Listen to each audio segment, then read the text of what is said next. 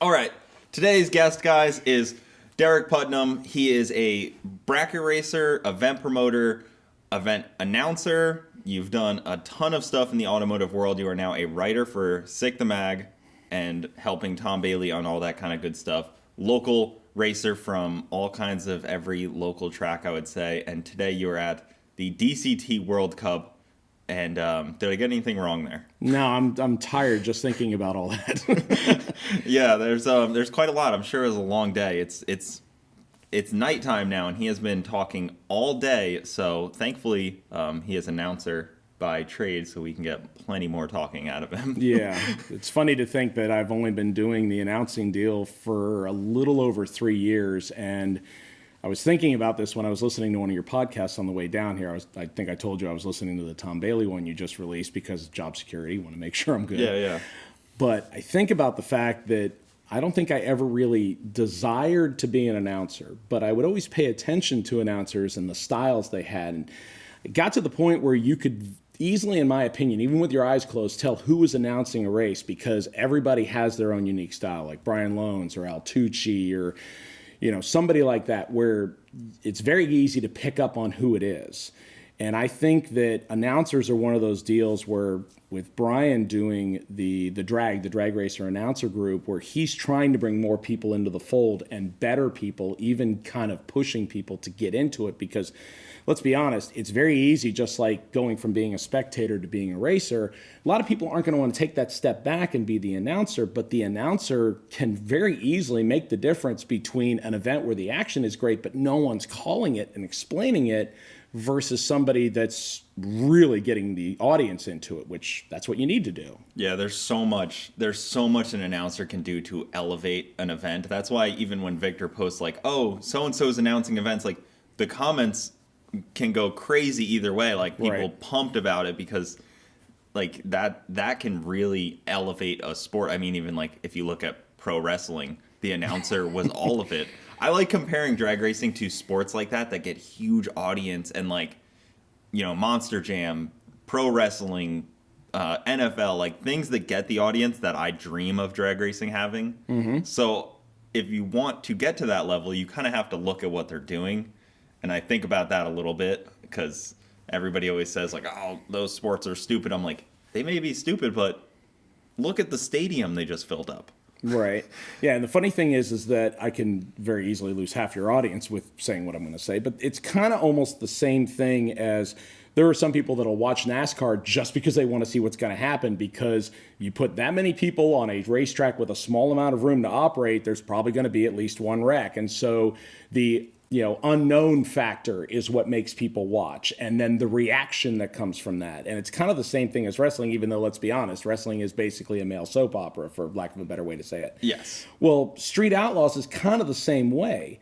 You're looking at okay, this guy could have 3,000 horsepower, and the guy next to him could have 2,000. But the guy that has 2,000, if he knows what he's doing with it, can beat the guy with the 3,000. So you have all these aspects. You have the unknown of what might happen, the fact that the road and the location and the temperature and all that other stuff could change, and you have the underdog versus favorite thing. It's all the stuff that the emotional psyche will play into. Yeah, I love No Prep Kings, even though I haven't watched any of it. I just love that they are doing exactly that. They are bringing so much, like, yes, they have to do it in like the form of drama, but if it gets people in the door and then they kind of explore the rest of the house, I guess you could say, I'm happy with it. Like, if you start off with No Prep Kings and then suddenly you kind of go down the rabbit hole of you're watching Streetcar, you're watching Stick Shift, you're watching, Sick Week at that point, it's great because they can get people in the door. I mean, you've seen those events. Yeah, it's ironic because I'm going to play off some stuff that you were talking about, because I watched a little bit of the one you did with Kevin Smith, and we're both obviously from Gainesville, but he brought up the whole Pink's All Out that used to happen for 4 years. And yeah, when you look at it from the way he exactly said it, Rich Christensen was not a car guy. But to me, it hollows back to, and I'm dating myself, the 1970s and 1980s of drag racing. There was no live. There was okay, you might get lucky and see it 2 to 3 months after the event was done, but it was a put together, we're going to shoot all this stuff, and then we're going to shove it into a half an hour to an hour show. And it's going to make everything look good, and there's going to be good commentary and good graphics, which for the time was a big deal. And the funny thing is the drag racing public, in my opinion, can be so fickle to where they don't see the fact of, go back a few years to when ESPN was broadcasting drag racing. And that wasn't an ESPN wanted it. It was the NHRA was paying ESPN to show it. And people would get upset that they wouldn't get to see it live. And it's like, well, drag racing is never really meant to be absorbed live, because if you have a 3-hour window to get it in, if there's an oil down, it's throwing off your entire time frame. Yeah. Well, Street Outlaws, you know who wins stuff months in advance. But the TV production, people are still going to watch it because it's going to have different angles and different sounds and behind the scenes and the stuff that you don't see when you go and actually watch it, even if you're a spectator. So I think there's the whole, again, it ties in with the announcing, it ties in with the actual production factor of looking at it from a whole. You have to be willing to, at least like what Pink's All Out was, there's a draw to it. And as you talked about, it's still bringing enthusiasts into the fold. It may not necessarily be what everybody wants to do, but it doesn't mean you should be critical of it. You should just understand that at least you have more enthusiasts that are on the bandwagon of racing or cars or something around the hobby. And that's what we need with all the stuff we're facing in the near future, where people are worried more about miles per gallon and electricity versus worrying about loud noises and cars fun to drive, So that's what I would say you need to look at. You need to look at the whole picture. Yeah, and those No Prep King cars definitely, they definitely put out all the noise because they are pro mods with steel roofs. That is basically, yeah. I have a couple people in mind that I want to eventually bring on that built some No Prep King cars and kind of go through that kind of stuff. But aside from that, it's pretty awesome to have I don't think there's much drag racing that brings that crowd. No, because again, there's the unpredictability factor. And the funny thing is it's almost an extension of radial tire racing. If you look at it, drag racing as a whole, you will almost never be able to eliminate money. There's been places that have tried to do it and it just won't work, because the first time somebody seriously challenges it, it's somebody's going to outtest you, somebody's going to outspend you, and someone's going to outwork you. You can't get rid of all three. And I can remember an NMCA class back in the day that was called, I don't think it was called Real Street. No, it was called Cheap Street. And the deal was, if I remember correctly, it had a 3,000, like $3,000 or 3,500 long block rule, where basically, if you either qualified in a certain spot or you won or runner-up, somebody could come up and hand you that amount of money, and you had to give them your short block. So it prevented people logistically thinking from going, I'm going to spend 10 grand on a short block, and even if I win, I'm going to lose all this money. Well, the first time somebody tried to make that claim, if I remember correctly, and I could be off on this, the guy who it was made against said, no, I'm going to keep it. Well, they hadn't thought that part through to where they just said, oh, we're just going to take away your prize money. But they let him keep the win, and they let him keep his series points. So it was like, okay, the punishment really doesn't fit the crime. So within a couple of years, the class was defunct. It didn't go anywhere, because to run a 9-second pass and build a $3,500 long block, you got to sit there and think about this. Even back when stuff was cheaper, you're not going to do that unless you own a shop, you're getting freebies, or there's some kind of, deal trading going on here. And then once someone's claimed your motor a couple of times, you got to worry, can I build one that's exactly like what was winning? And you may or may not. Yeah, because even like a stock sealed motor, a lot of people get, but you can't really throw too much power at them. Because, you can go to GM or Ford and buy a stock sealed motor that'll make good power, and those classes are pretty awesome, but they definitely don't get the fan viewership like a Ultra Street or an X275, which those classes also kind of rise and fall. RVW, we watched rise like no other, and then suddenly just disappear, not even on the schedule. Which is a weird one to see a radial class like that kind of just fizzle out. Everybody was building cars for it, and then kind of just pro mod stomped on it, it seems like. Well, I think it's when you throw the quote unquote challenge out there, the problem you run into is A lot of people are just going to say, that's not my lane, I'm not going to do it. But then you're going to get somebody who's going to try it. And I remember Stevie Jackson talked about this once where he said, I'm trying to take not a no-prep car, I'm sorry, it was the Shadow Camaro when he took it from radial tire racing to make it where it was legal for NHRA Pro Mod. And a lot of people were thinking, oh, this is probably like a day. No, he's changing shocks, he's changing converters, he's changing rear end gears. You're talking about 3 to 4 days, and then you haven't even tested it yet. So this is the kind of thing where unless you're going to have more avenues to be able to run a class in, I can see very easily how somebody might say, okay, if I'm going to build a car, what am I going to be able to use it for? If you're going to stay local or within a couple of states, sure, that might be easier for you to make a decision. But if you look at Ultra Street, if you look at X275, those are classes that have set rules that have enough different places to play. And to be honest, even the NMCA adapted their Extreme Street rules on NMCA and the Renegade rules on NMRA to where they are on Limited Street, Ultra Street, that same playing field where it's mostly small blocks with a single power adder or it's a big block with nitrous. So now you have a chance to run a series if you want, or you could just pick and choose the Yellow Bullet Nationals, one of Duck's races, etc. Yeah. Go to Bradenton, because we're here. So somebody could build a car and very easily have more avenues to use it. Whereas Coyote Stock and Chevrolet, the GM Performance crate motor deal, it's a great idea because you're getting all the money out of the motor. But it doesn't mean you're not going to spend buku amounts of dollars trying different converters, different clutches, different transmission ratios, different gearing for track to track.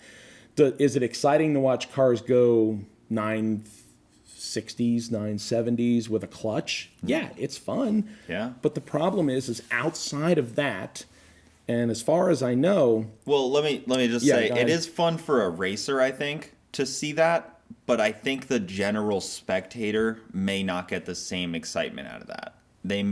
I could see that. Like, yeah. I think some of the general spectators have been so jaded by some of the times that they see on the boards. I mean, even today you saw R8s that look like they just drove off the street going 740s with, just like turbos. Right. And it's like you get very jaded, so kind of trying to slow a class down to that much makes it really tough, in my opinion, to get people in the seats, which won't ever get sponsors on the cars. And that I mean, I'm all for you pushing back on that. I wouldn't argue. Well, here's the thing. I wouldn't argue that. What I would say is, and I hate this because this is kind of going against what I've done for 30 years, but if I had the choice of having a 9-second car that pulled big wheel stands on a small tire or an 8-second car that was sitting on the ground with a big tire and it didn't pull the front end up, I'm taking the small tire car that runs 9s that's more excitable all day long. And I personally think that, yes, there is going to be a faction of people that are going to like and appreciate that. Now, again, I'm biased because I'm the guy that's announcing that kind of stuff. And I get up when I watch that because I feel like like I said, you're taking probably at least half, if not more, of the money that people would spend in a competitive, very restricted small block NA class to run 9s. And you're cutting it down to $8-9 grand. So that's more reasonable for a average Joe or Jane to get into. So there is that aspect of it, but you're right. The problem is it's not 4s in the 8th. It's not 5s in the 8th. It's not 6s or 5s in the quarter at over 200 miles an hour. And we talked about what you just said about DCT World Cup. I'm watching Lamborghinis with beadlock wheels on all 4 corners, and when I tell people this, they're like, "No, that doesn't happen." And I'm like, showing them a wheel stand out of a Lamborghini, and they're like, yeah, well, for a $300,000 car, I'm glad somebody's actually using it. In second gear, right, midway down the track, pulling the front end up on an all-wheel drive car. Those things are insane. But then, so it goes down to, you have to almost educate the viewer on what they're watching is very impressive. Because that's kind of a factor of it. Like, if the viewer doesn't know that it is that exciting and cool, they just see it's another car in the line. And if a Fox body will look the same whether it goes 6s or whether it goes 10s, they're kind of weird like that too.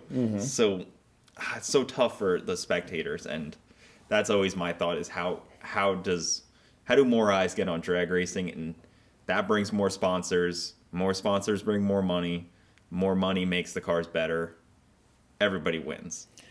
True, but to an extent, more eyeballs, more sponsors, more TV time, internet time, magazine time, more money means that the intention, and I'm not saying this happens in all of them, but you see the cycle because we just talked about radio versus the world. The problem is when you have something that starts to get attention, naturally there are going to be people that are just want to get involved because they want to have a good time, but then there's people that are going to want to get involved because they're going to want to dominate. They're going to want to get either the money, the limelight, or both. And that's going to push the class to where eventually what it started with can't keep up over here. So they're going to, like you said, they're going to be left in the wayside. And unfortunately, almost every heads-up class is going to have that problem. It doesn't matter if you're talking about Top Fuel that now has probably, I'd say, a $15 to $20 million budget to run every race on a 22-race series, or Pro Stock that you can't run anywhere else, but they're going to spend more money on valve springs than, say, an entire NASCAR team would for 2-3 years. There's kind of, it's kind of like for lack of a better way to say it, it's kind of the expression, there's an ass for every seat, but it just depends on, okay, well, how popular is it? I can remember going to Ducks races when they had to close the gates and there were people all over the place and you could barely drive your car through it. Well, now, because there's so many more avenues of stuff you can do, and a little bit of the shine, so to speak, has fallen off of it because he's been doing it for so long. It's not the latest, greatest thing, but he still does okay. It becomes, what's the next hottest thing to do?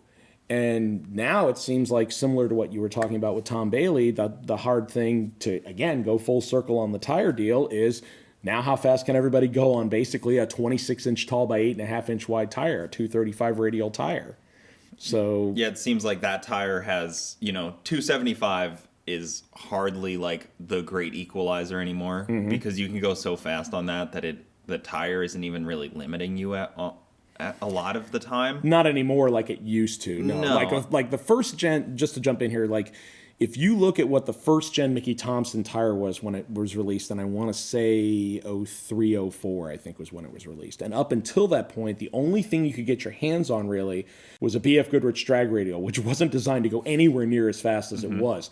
But at that point, track prep combined with that tire being unpredictable made it to where that's why people were paying attention to the class, because you could still have an underdog win every now and then. Yeah. I mean, but once Mickey Thompson got into it, and then Hoosier got into it, and then Goodyear got into it for a little while, that whole the tire is the equalizer, some of that went away. I mean, and then then Mickey and let's devise a tire that is a Pro 275. It's still a real slick tire or a real radial, but nobody's driving that in the rain. Well, then nobody's driving it on the road. Then you take a 275 and you put a 12-inch wide wheel, and suddenly your contact patch is like a 315, like massive steamroller.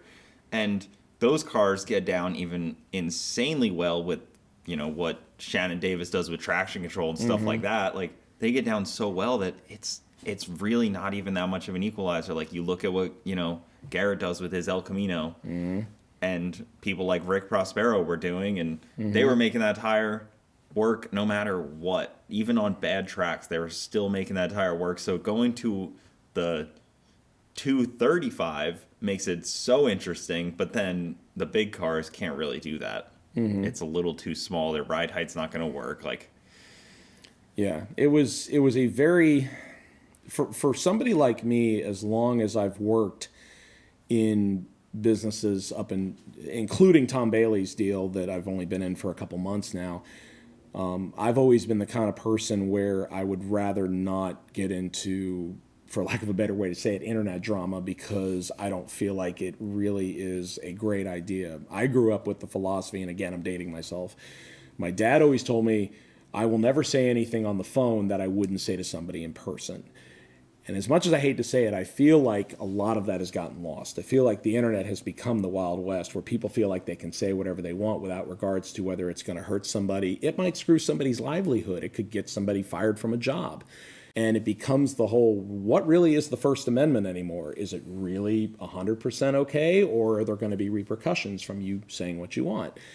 And so when Tom is encouraging me to try and go out on a limb and really put my opinion out there about something, I'm like, okay, well, as soon as I do that, I'm going to piss somebody off. So I don't know if that's a good idea yet. Well, the 235 class came up, and I started talking to some people. And I just kind of threw the carrot out there and sat and watched and see what people would say. And immediately a couple people jumped in and went, oh yeah, the tire's not going to be the problem. The tracks are going to be prepped perfectly. And then people that had experience on the 235 tire started jumping in and going, no, that's not the case. And I'm not going to name who the racer was, but a guy changed from the 275 to the 235, and he left his tune-up alone, and he went to a track that is unnamed, but it's in Florida, so you can do your homework, and I'm telling you about it, so you could probably figure out where it is. And he made, I want to say, 3 hits before he got down. And myself and a couple other people were watching him every time, and we kept hitting him up when he got done. We're like, is it the track? And he goes, I don't think so. He says, I think it's the tire, and the tire's not as forgiving. Once he got a handle on it and he tried both lanes and the car repeated, he goes, okay, I'm good, and took it home. Well, I think it kind of almost brings that whole tire challenge being the challenge back up. But as Kevin alluded to and other people have alluded to, is great track prep is great because it means people can use everything and you see good times and good speeds. The kickback / the bad part about that is it removes the tuning aspect of it, and you've got tractors going up and down the racetrack. So how many people that are in the stands really understand, like you said, why that's happening? And that needs to be explained. So we're coming full circle to the announcer of, if you explain it to them, or at least you make it to where it's not 20 minutes of silence and all they hear is rubber getting ground into the racetrack, then maybe they'll understand, maybe they'll stay, maybe they won't be, oh, this thing's not for me, that kind of deal. Yeah, I mean, like when you watch a live feed, you're going to watch viewership plummet when those tractors come out, and some people take out those tractors, and honestly, they should have just parked them because they don't help the track as much as they think they are helping the track. I've seen some things go the wrong way. But even, the caveat to that 235 tire is it's 1/8 mile. So your big power out the back isn't going to save you. You can't, 60 foot real slow and suddenly I'll just, put all the power in up on the top end. So that will equalize it even a lot more than running quarter. Because, I could run 1/4 mile on that tire and not care about my 60 foot and probably still run 7s, by just mid 7s, low 7s, like on not my car, but like plenty of cars will do that. Especially like people like Devin with the white Fox body. I mean, if you look at what his speed is at the 1/8, there's cars that won't run that at the 1/4. Now, I mean, again, that shows, in my opinion, what a car with a lot of power, but using that power the right way and not trying to live on the edge probably is going to get him. Now, again, he's testing where in like South Carolina, I believe. Yeah. So who knows? I mean, like, it could work at all 4 tracks in Florida and South Georgia. It may not. I don't know. That's the whole thing. It's honestly a coin flip. And you've got guys like him and the other person that I can think of right away that has a lot of experience that has a faster car, but I don't know what his cert limit is Rick Steinke, Hunk of Parts Fall Off. He got his combination approved by John Sears to actually run in the 235 class, but it's an oddball combination that doesn't really fall anywhere else because his car has a lot of weight. Well, he's gone 508. That's pretty fast, but again, it's not in what I would call, for lack of a better way to say it, conservation mode. You can't just go out there and make a hit and do it the same way every single time because you're not at a racetrack that's just one, and it's not where you can do so much to the car because you've got all day to play around with it or all weekend. You're going from track to track, and you need to make the thing live. So we've seen how many people make 1 or 2 hits and then they're done because they've burned it up or done something wrong because they're living on the edge to try to make a really good number come up. Or just at a time, you got to the track a little late, turning the car over. You can run out of time very easily on sick week. It's very easy, 1 or 2 oil downs and suddenly your 3 hopeful passes turn into maybe 1. It can happen quickly, and that's part of the roll of the dice. That's not on the event. That's on how the event is. That is part of the event. It's not a flaw. It's like the feature of it, because that's part of just, you have to be smart. You can't go out there and try to hot dog it on your first hit. You have to go out there, get a slip, and then hope for a better one. Right. And the good / bad thing, and this is going to lead us into another topic. I mean, I have a problem staying on topics already as it is. So But you look at the fact that I think, and I'm not trying to, kick rocks at anybody, but Tom talked about this. He wants Sick Week to be the ultimate deal where the track prep is there because it's consistent from track to track. And the air temperature and the air quality is going to be better than anywhere else you're running. I mean, you talked about it where you go to Rocky Mountain Race Week, and yeah, I've watched enough videos of it. The viewing is awesome, but nobody's going to run worth a crap at 9,000 feet corrected altitude. I have an oxygen canister up there because they sell them all over the mountain where you inhale oxygen. You have to buy it from a gas station because that's crazy. Some people actually need the hit of oxygen because you're on a mountain. So how do you think a boosted engine feels? Well, the interesting thing is that, again, the boosted, and there's really, I don't know if there's necessarily where you can kind of for better way of saying, oh, my car runs this in the winter time and then it's going to be 3/10 slower in the summer, like if we're in Florida. And yeah, I might have enough data to tell you that. But the sliding scale of, well, here's what it runs at 9,000 feet, so here's what it should run at sea level. And it never really works out that way. It's kind of like the same idea of, I just added another 100 horsepower to my car, it should be a second faster. No, that's kind of a sliding scale. It's not the same at 9 seconds as it is at 12 seconds. It doesn't work like that. Yeah, especially once you start going faster and faster. I mean, you're fine-tuning every little thing. Mm-hmm. You're not just throwing power at it because suddenly you throw power at it and your chassis doesn't work anymore, or your converter is completely wrong at that point. I feel attacked when you're telling me this, but it's my own car. But we can talk about that later if you want. But we're gonna jump around way too much. I've gotten lucky where my car with induction, I just listened to what they said and got those parts. So I haven't really ran into that too much, but I'm not going as fast as some of their other cars. So I'm just letting them pave the way with spending the money in the R&D, and I kind of just follow in a trail. Makes it a lot easier than doing the R&D. Well, I kind of did the same thing, but then I didn't intentionally, I want to say, go off the path, but I did anyway.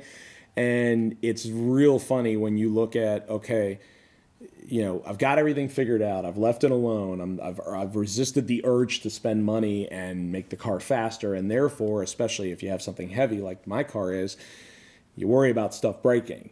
Well, when you change something and you think it's only going to make so much difference, but then it makes a lot more, and now all of a sudden everything that lived at this point over here comes over here, and it may not last at all, or it may only last so long. And so now you have to go through that process all over again. Yeah, so your car is what is the setup on that?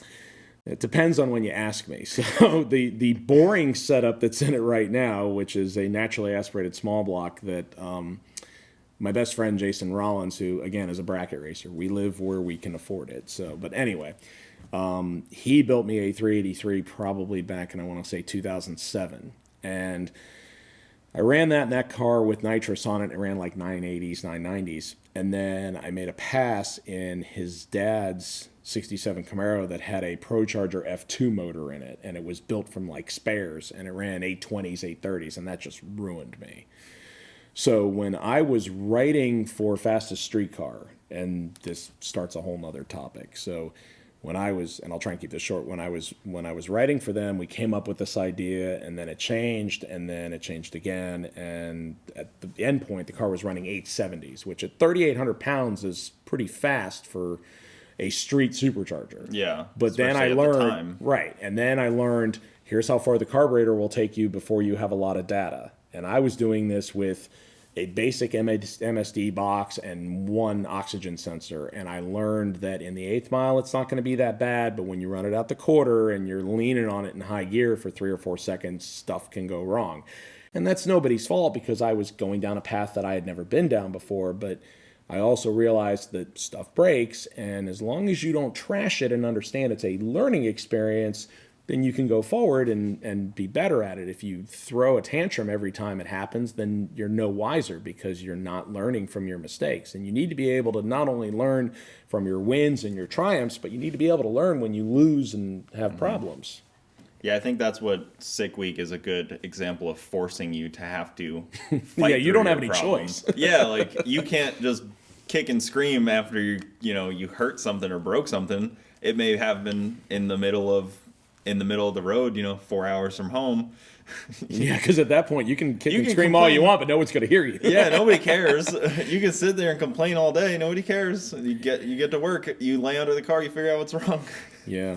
Honestly, that is, I've always admired what they call drag and drives now. But again, for the longest time, since 2005, Hot Rod Drag Week was it. That was all there was. And when you look at what it's evolved to and how much stuff has spawned from it, if I remember correctly, I think there are 23 drag and drives scheduled for this year. And that absolutely blows my mind. That's more events on a drag and drive scale than the NHRA has national events. Now, granted, I'm comparing two completely different pieces of fruit, but it still shows that there is that much demand in the market. And it's kind of, to jump around a little. It's the same thing as bracket racing. There are people that are going to be happy to go to their local track and run for $1,000 for $50 entry fee, and that's what they're happy doing. But at one point, there were 2 different races that paid $1 million to win, and it was a $2 to $3 grand entry fee. Well, yeah, the entry fee is steep, but when you win 9 rounds and you walk away with $1 million guaranteed, show me where else you can do that, other than, say, professional sports. Yeah. It doesn't happen. Well, to get to that amount, you have to do the math and figure out, okay, I got to cover my purse, I got to cover the track rental, and I got to cover my expenses of, track workers and everything else. It's not as easy as everybody thinks, and there are times where I'm very happy to be, and again, I'm shifting gears here, I'm jumping around. I'm very happy to be an event promoter, but I think that there is a lot that happens behind the scenes that people think they know what it is, and they have no clue. Yeah. So $1 million to win. So there's a couple of bracket races that offer $1 million cash payout. I don't think there's many other classes where you can do that because I think once you dangle that carrot in front of people, the gray area of racing would become so aggressive that no amount of rules will keep racers in check. I would agree to an extent, but go ahead. Streetcar class is so broad that if you said $1 million to win, suddenly you're going to see some really incredible things. Ultra Street, similar. If the rules are tight, but suddenly if there's $1 million to win, there's going to be a lot more R&D in things, and there's going to, you know what I mean? Oh no, I completely agree. I mean, because bracket racing, you're not going to be able to outspend the guy to go and win. To an extent, you're right. Yes, it's all about, and again, it's not a spectator draw. I'm not going to lie, but it's, and the joke that we always use is, it's because in bracket racing you can win with anything if you're consistent and you know how to cut a reaction time, which means instead of sitting on the sidelines, the spectators jumped in something and actually raced.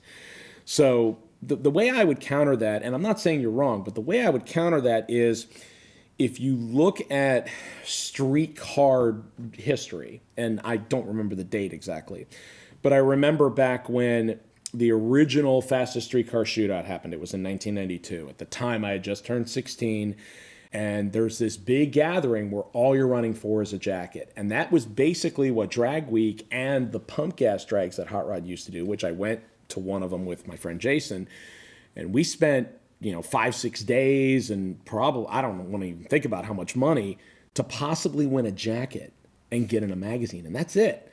But there's people that do that. There's people that do Power Tour. There's people that do drag and drives where there's no cash payout. And so the argument that I'd love to make, but I don't want to get into it because there'd be people on both sides of it, is people that complain about not getting paid enough to win a class because of what they're spending to get to the track. And I'm like, okay, but yet there's this huge faction over here of people that will participate just for the love of doing it for no money. And they know there's no money, but yet you're going to complain about not getting an extra $500, because the problem with the money is as you grow it to try to be the good person and pay people what you feel they should be getting paid, is then you're going to get class killers, people that normally won't come to your event that will, or people that won't build a car to dominate the class that will. If you look back at streetcar drag racing history, guy by the name of Tony Christian and Rod Sabary, they had real legit streetcars at one time.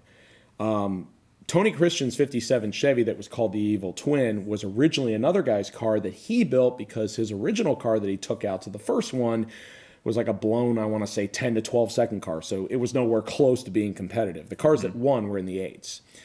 Well, then when you fast forward a few years and now they decide to throw money at it, now you've got guys that are guys and girls, to be fair, because there were people like Annette Summer that raced it. You've got people that are building purpose-built race cars to go out and win $10,000 to $40,000 a race. Yeah. So at that point, you think the money is bringing in more competition and creating better racing, which on one hand it does, but then the money also raises the stakes to where people are going to want to run faster and spend the money to do it, which leaves your original group that got you here, that you started with, possibly behind. And then, like you said about Radial versus the World, where do you go from there? How do you keep that carrot in front of people where the class is going to continue, or do you have to completely revamp the rules and change everything? Yeah, I actually really do like that argument because my thought is like, oh, you put more money, you get better competition, but then, with the better competition, you kind of, kick some of your regulars that have been doing it, and then suddenly you just have big pockets all the time kind of come in and try to run over the class for the big payday when you already had a good running thing. But I could also see how, maybe that happens once a year and not everybody's going to go to it. And then our local, FL2K maybe is the big one. And then our local TRC races, 352 shootouts, those where, they're kind of the build-up to the big one. I guess you could kind of think about it that way. Maybe that one could have the big payout, and the other ones could just have bigger payouts because there's, I don't want to say points series because that makes it very NHRA and Right. Well, keep in mind, Duck did it last year. Points, yeah. Yeah. So he's definitely very on the route of NHRA for small tire. I mean, Radial Outlaw, right? Is that what they call it? Yeah, I think it's called the, what is it called? It's called like Radial Outlaw Racers Series or something like that. I forget exactly. And I get how he's basically kind of, him and the group have kind of built a radial racing NHRA. But without the level of rules and the NHRA politics. Right, because for lack of a better way to explain it, the way I see it, and I could be completely wrong, is you look at the fact that a lot of the classes that Duck runs, it's similar to like when I would say, and I'm not saying it's dead because I don't live up north or I don't live on the West Coast or whatever, but there are certain classes that will still pull cars to run. So like, for example, when the quote-unquote outlaw 10.5-inch tire class kind of died in the South, and again, I'm not saying it's dead, I'm just saying they moved away from it. The radial stuff kind of overtook it. Things come in waves. Correct. Well, if you go to certain areas like up north, there are people that'll swear that 10.5-inch tire racing is still good. But again, it may only be 1 or 2 races a year. Are you really going to build a car and maintain a car and spend the money on the car to run it 1 or 2 times a year and that's it? So I think that's kind of where the whole series thing comes from. You have to have a caveat out there to get people to travel. If the money isn't enough and people just say, I don't want to chase it, or I don't want to drive 3 states away, or I can't afford to take off Thursday through Monday 6 times a year, and that comes back to me. It was the same thing I dealt with announcing and working events and so forth, to where, for lack of a better way to say it, push came to shove. But I don't want to get off topic, even though I'm sure we could talk about it at a later time. But yeah, I mean, it's the same thing as what we started with Street Outlaws and No Prep Kings. You may not necessarily love it, and it may not be what you want to do, but it doesn't mean you can't appreciate it for what it brings and you can't learn something from it. And I think that that's the biggest thing, again, as the enthusiast base in drag racing, or even just motorsports as a whole, needs to be willing to look at is, how do you expose yourself to as many people as possible? You may not get them all, but if you're at least willing to reach out to somebody who has never seen what you do, then that will possibly bring a whole new wave, a second generation, a third generation, into something that they otherwise would have no interest in. Yeah, do you think that the characters in drag racing are a huge part of it, and some of these races need to do a better job at highlighting some of the characters? Like, I think like the post, like flow racing, the interviews with people, the follows up with people, the getting the viewers to actually know more than just like red car went down the track and won. Right. I think that's a big part of what could help a lot in these radial racing, any form of racing. I think knowing the drivers would help a huge amount, and I've often wondered, how do you even get people to do that? Yeah, how do you make that happen? Well, yeah, again, it's the whole, it's a great idea in theory, but like you said, how do you apply it? And are you looking to try to figure out how to apply it as a whole, or are you trying to figure out, okay, I've got this big pool, let's see if I can work on this little section over here, and then we'll move to the next section. So in light of saying something about the thing that I've always done, which is NHRA stuff, not class racing because I can't afford to do that, but when you look at the fact that you go back to the 70s and 80s when there were sponsorships, but they weren't anywhere near as important as they are today. And again, I'm going to show my age, but I can remember my dad taking me racing in 1985, and I can remember when, if you got lucky, you would catch an NHRA race on like ESPN 3 months after it happened. And I remember getting enamored with Dave McClellan and Steve Evans and the way that they made it sound so smooth and the information they were putting out there. And I guess it's because I've gotten older that I've also now looked at it and went, holy crap, this is before the internet. They knew everything to talk about. They knew the right questions to ask. And this is before they could pull out a smartphone and look at what the car ran or how much they beat the guy by or whatever. And yet they still made it entertaining, without voiceovers. So, and that's also when people didn't care what they said because it was a lot looser back then. You didn't have to worry about losing a sponsor. Yeah, you had Marble Red on your car. Right, exactly. Or, John Force would get up and say, I'm going to kick his butt or whatever, or get into an argument right in front of the camera. But as much as there's times where you go, okay, I really don't want to get involved in the drama because it can get in your head and it can make you not race the way you should. It's what fans pay attention for. If you're thanking sponsors for 3 minutes, even though, yeah, they're important, they got you there, some people are going to just tune that out. They don't care. And the problem is that not everybody is going to be a character. There are people that are great drivers but can't have a conversation.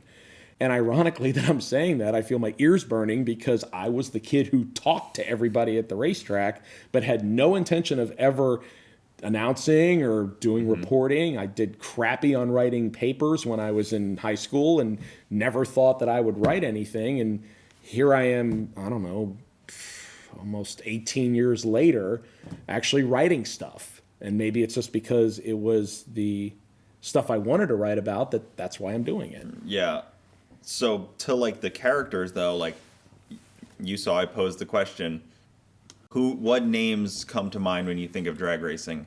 And I fired off the people that most people I think but would I would know. say 80% of them are retired. Right.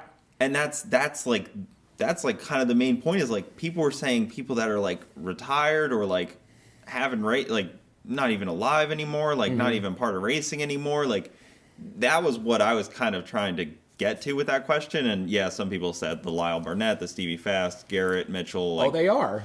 They are known racers, but then the other people were just saying people that no longer race, and that to me was like the red flag of like, okay, there's a lot of people don't know the current stuff. Even Pro Mod just happened last weekend, and like unfortunately I feel like the names of these racers isn't a big enough draw, which I feel like it should be. Those guys deserve their name to be a draw for, like you watch a UFC fight and it's like so-and-so versus so-and-so, and like everybody that's a fan of UFC knows those two fighters. It's not just like a fight.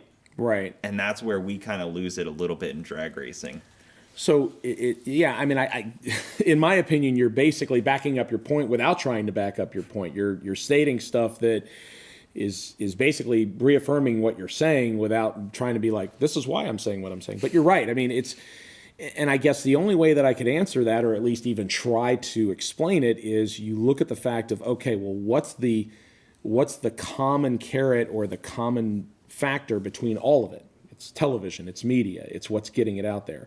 Now, the interesting thing that a lot of people don't think of that are not into drag racing is the advantage of drag racing is you can go to an event, like let's take the U.S. Street Nationals as an example.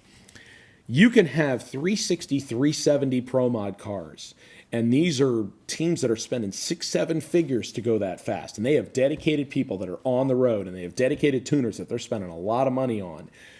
And then on the same weekend, you can have a 650, 750 guy who's doing it out of his backyard on an open trailer or driving it to the track, and it's all on the same weekend, and it's all on the same live stream. Show me another sport that does that on the same weekend. Yes, you have feeder series for NASCAR. Yes, you have feeder series for wrestling or baseball or football or whatever sport you want to get into. But in my opinion, and I could be wrong, but it's just my opinion, you will not find another sport other than drag racing where you will see the plethora of all, or you could see the plethora of all of it on the same weekend. And NHRA and IHRA were doing that back in the 60s, 70s, and 80s before anybody else ever got into it. And when events started popping up, it was well, let's get into the specialized stuff, which is, I believe, where we are now. You're getting into the radial races, but you, for lack of a better way to say it, and I say this coming from the guy who would participate in the quote-unquote filler classes, you have to have something that goes down the racetrack that you can hot lap every 15 minutes. And it's not going to be X275. They need the cool down time and the tuning time and change the spark plugs or whatever. And I can remember going to Ducks race one time, and the 6.0 index class and the open comp class sat there for 8 hours and didn't run. Was I upset about that? No. I knew what the game was when I went into it. But then they ran 2 rounds of us back to back, and then we sat again for a couple hours because you were going to bring the cars and the stars out that make the money, that get the people in the stands. Well, I feel like what Flow Racing especially is doing to bring all these other races to the table is great.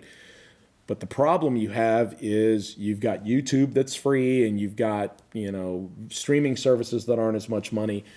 And people, I think, for lack of a better way to say it, gawk at I have to spend $150 a year to watch drag racing, and they just immediately tune it out without even giving it a chance. And I think it could bring so much more attention to our sport, because not only are they streaming stuff, but there's so much other things that they broadcast that would get people interested, or at least watch other things that are motorsports related.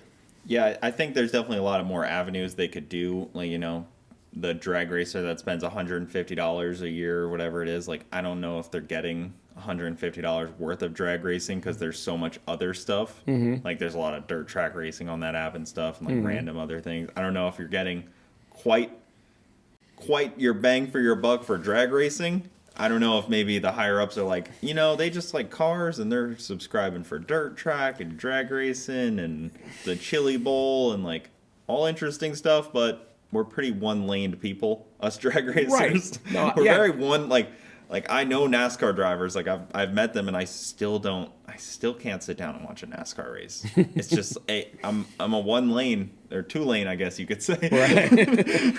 Wait, you're saying you don't ever like anybody in the other lane next to you? Is that Yeah, exactly. Okay. All right. So, where would you say is like the peak, the pinnacle of drag racing then?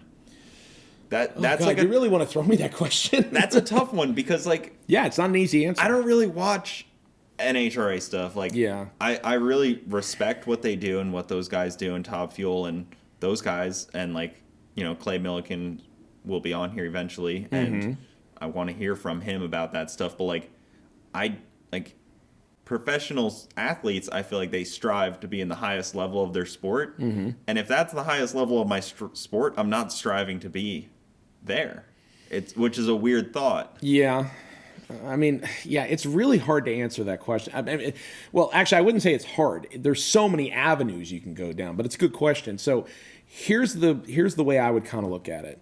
I remember at one point I met a guy by the name of Dan Fletcher. He worked for Xerox and then took his dad's 69 Camaro in NHRA class racing and went out and won like 3 national events back when they used to not only pay a decent purse, but they paid a lot of contingency money.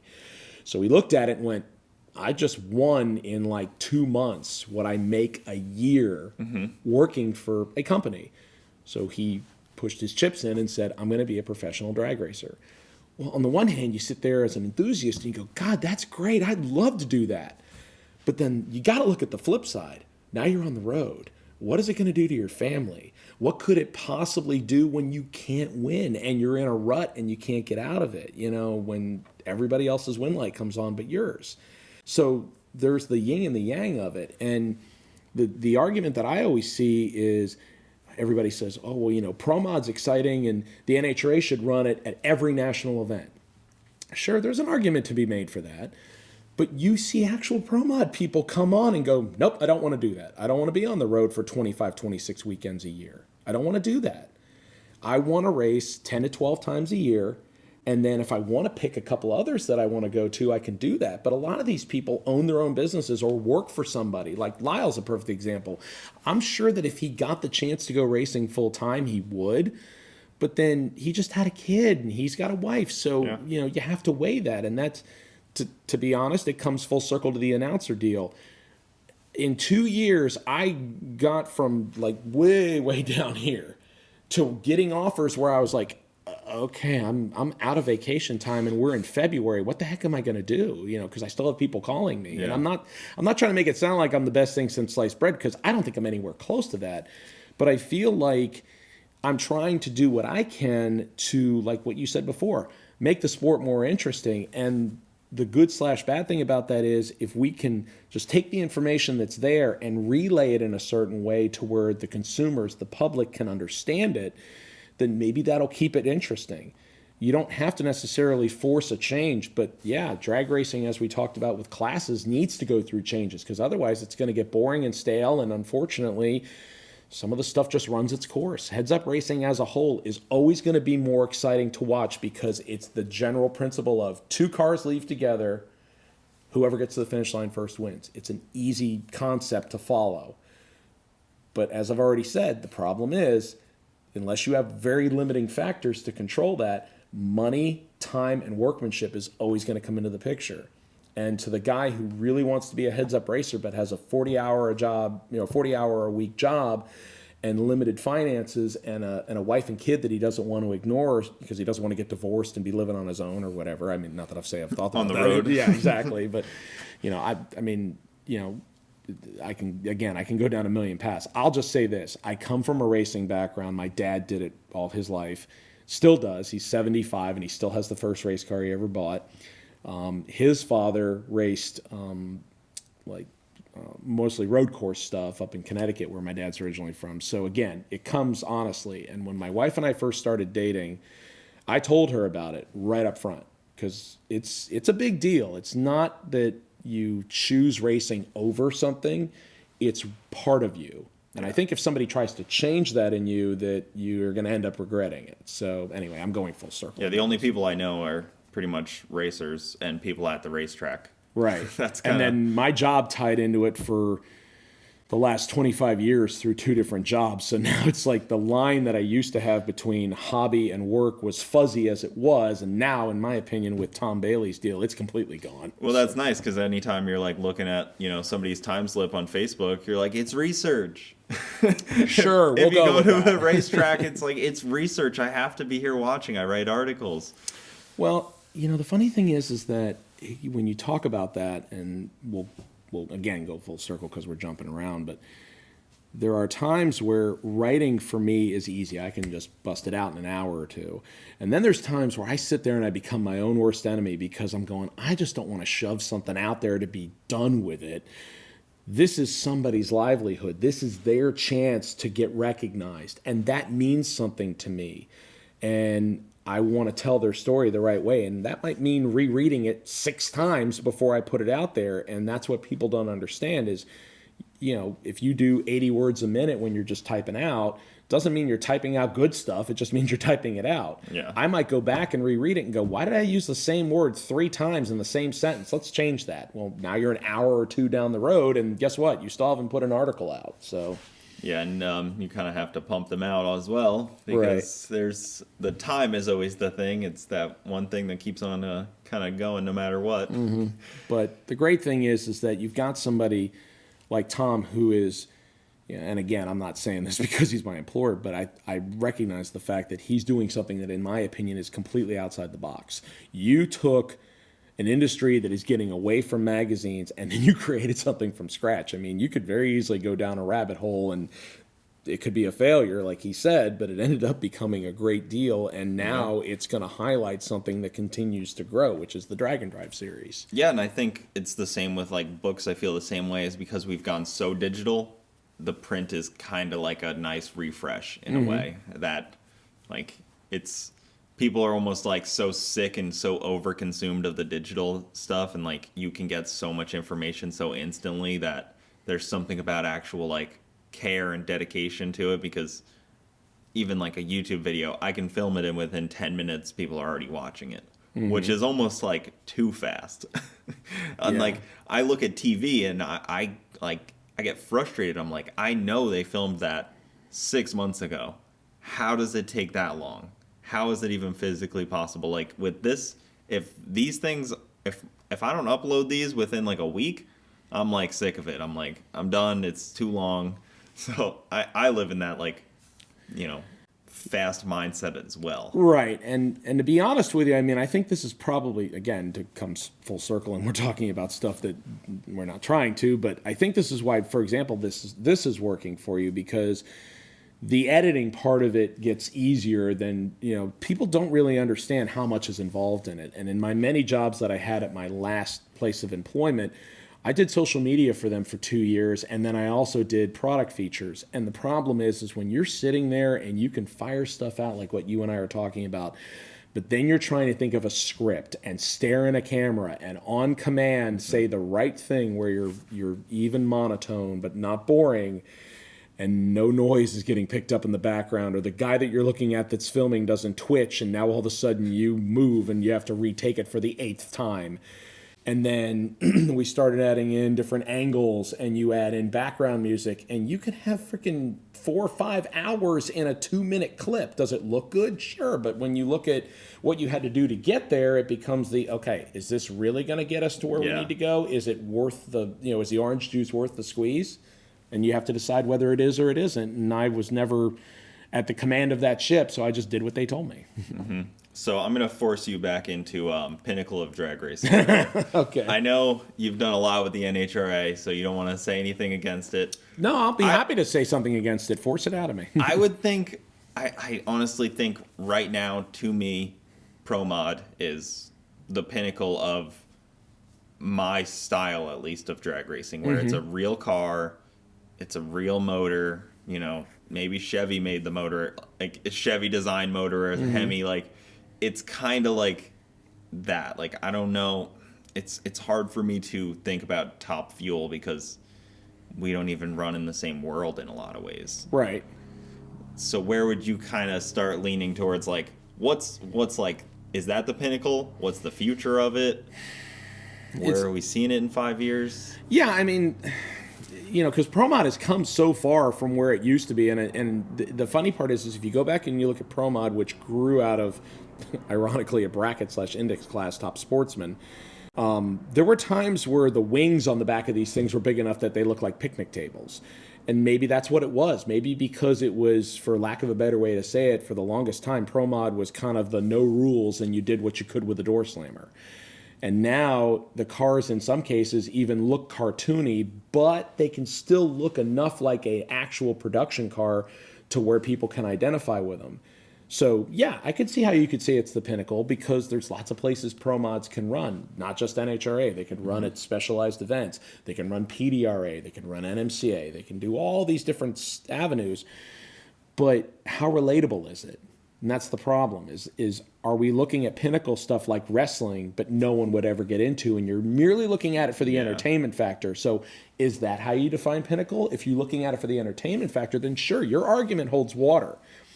If you look at it for pinnacle on the fastest, the most senses, the whatever, I'm sorry, I'm still going to argue with you that Funny Car and Top Fuel is not duplicated by anything else. And for somebody that wants to argue with me about it, I'm going to say, I'm going to take you to an NHRA event, and I'm going to park you in the pits, and I'm going to let that car start up, and a nitro cloud's going to hit you, and you're going to watch grown men cry because nothing else duplicates that. Yeah.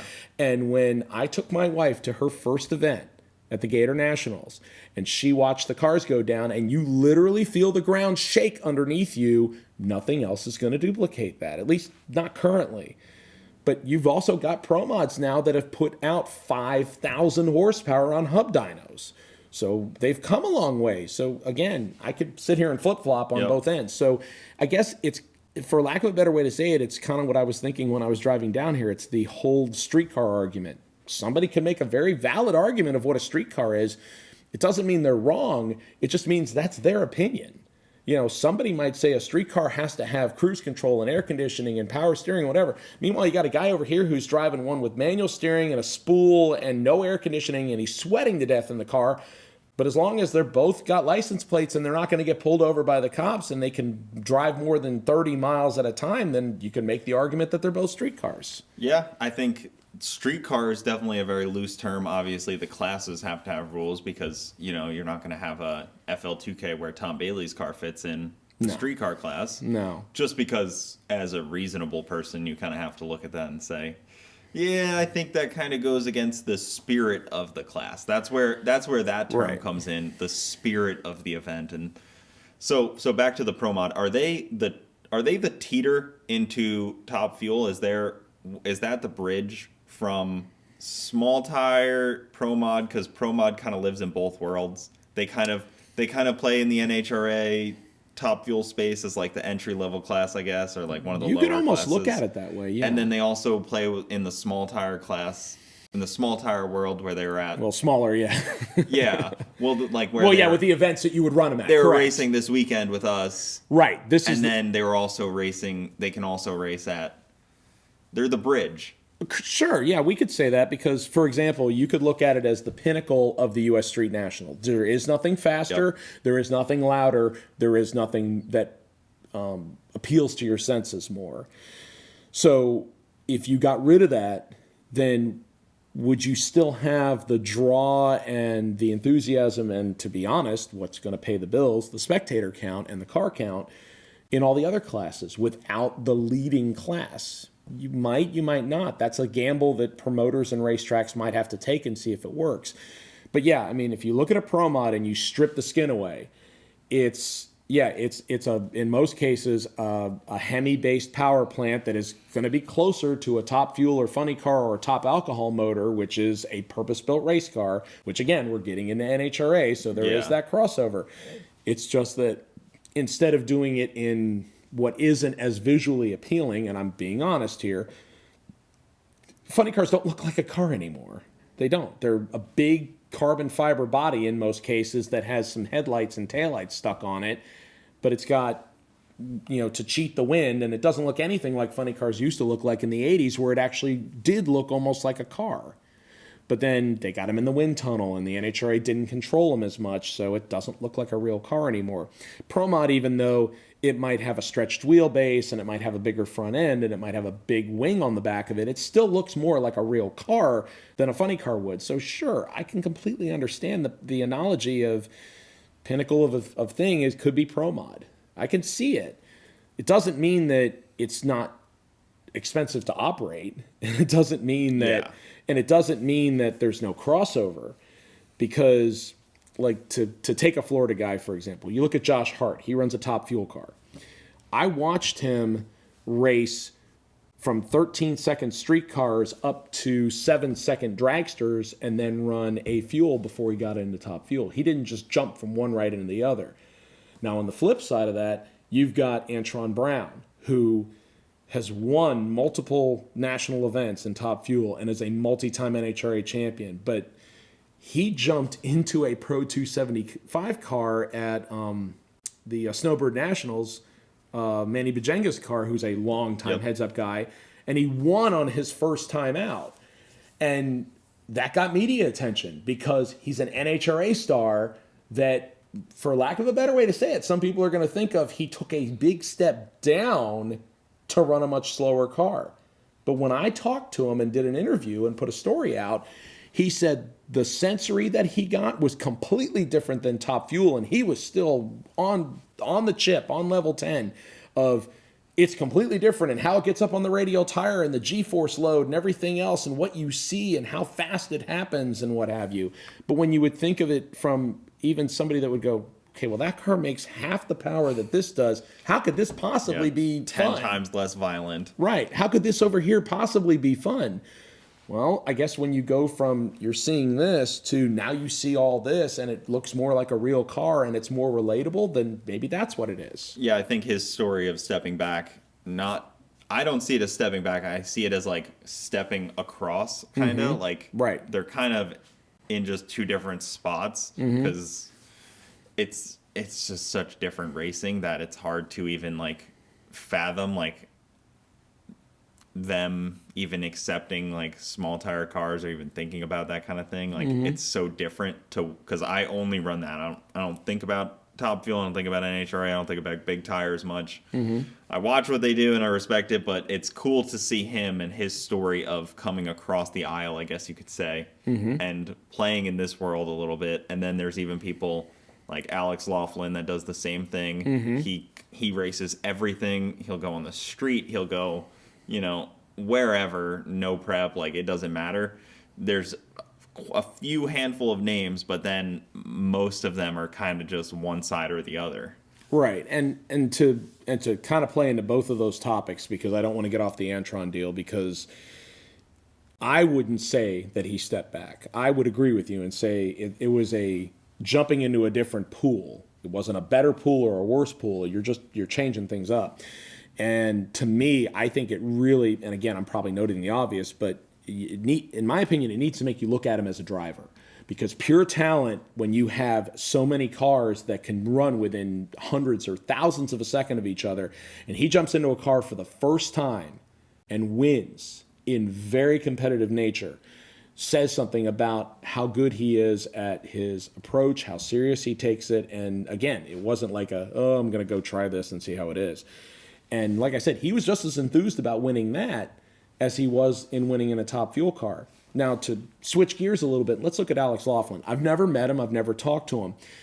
There is part of me that appreciates what he does because he's trying all these different avenues. And it appeals to more people, possibly, than if he would have just said, I'm going to run Top Fuel like he is this year, or I'm going to run Pro Stock like he did a couple of years, or I'm going to run Radial, and he's won at that too. Because I've seen it where people hate on him because they feel like he's getting into something that maybe he hasn't quote unquote earned. And that might be their opinion again, and it could be validated. But then I just recently took a step back and went, okay, so hang on a second. What if he just focused on one class, one car, and then he was more successful because he could refine just what he was doing in that little niche? Yeah. Does that make him a better driver now because he's won more or he has more experience in that versus you're going to jump around? And when you jump around into something that's uncommon, you may do really good at it or you may falter and not do good at it. I mean, hell, he ran the Hoonigans. He took a car out there that on paper, 4,000 horsepower should easily beat 1,500. And it didn't. It had no business being on that right. on that surface. Right. And he even admitted he went with no test time. Yep. He had the car turned down some. And he even, when he tried to make it what he called quote unquote fair, he goes, if I get loose, I'll just throw the chutes and be good with it. Some people wouldn't be able to accept that. They'd be way too competitive. Yeah. And I think he probably could have just thrown the chutes and made a pass like that and kept the car straight and kept the Well, and again, this is, and again, we're coming almost back to, because again, it's no prep. It's on a freaking airport runway. Dusty, dirty. Right. The all-wheel drive car is going to win. It's going to do well. It has the advantage. Put not even Alex Laughlin's car. Let's just say, let's put a Pro Mod. A Pro Mod's also not going to do any better out there because Laughlin took his Radial car. But then if you take the same two cars and now the all-wheel drive car that makes a third of the power is running with the 4,000 horsepower car or 5,000 horsepower car, but now let's put them on a racetrack that's not even prepped to the teeth, but it's even in the middle. Now the all-wheel drive car has no advantage at all, and more than likely they're not going to play that game. So I have to respect people that at least go there knowing that, hey, I might get my teeth kicked in, but I'm at least going across the aisle and trying. Yeah, and I think that was awesome that he did that, and I think that's a good So I have a fun thought experiment. Okay. You have both of our fan bases, NHRA, Top Fuel, small tire streetcar. How much overlaps? And how important is it for us to try to get those fan base or for NHRA to try to get our fan base? Who needs to reach across and try to pull more fans to both? Like those two circles, how do you get them to cross over more? I would think. How crossed over are they? Okay, so I almost feel like that's a setup question, and the funny thing is I already know the answer. My answer would be the NHRA needs to do the reaching. They tried it with Tom Bailey. Correct. They had him out at an event, and that was a good stepping stone, I think. And from both not only working at Gainesville Raceway, and again, that means my opinions are completely invalid because now I work for an NHRA track. So you look at the fact that at least the NHRA has tried, but in my opinion, and I'm not saying it's forgivable, if they're thinking about it as we're the big cat on the block, we're the guy that gets more racers, has more sanctioned tracks, we can keep blazing this path and we could do fine. But as you said, the flip side of that is, okay, but your stars that you've built the sport on are either retiring or unfortunately passing away. So who's going to pick up the slack?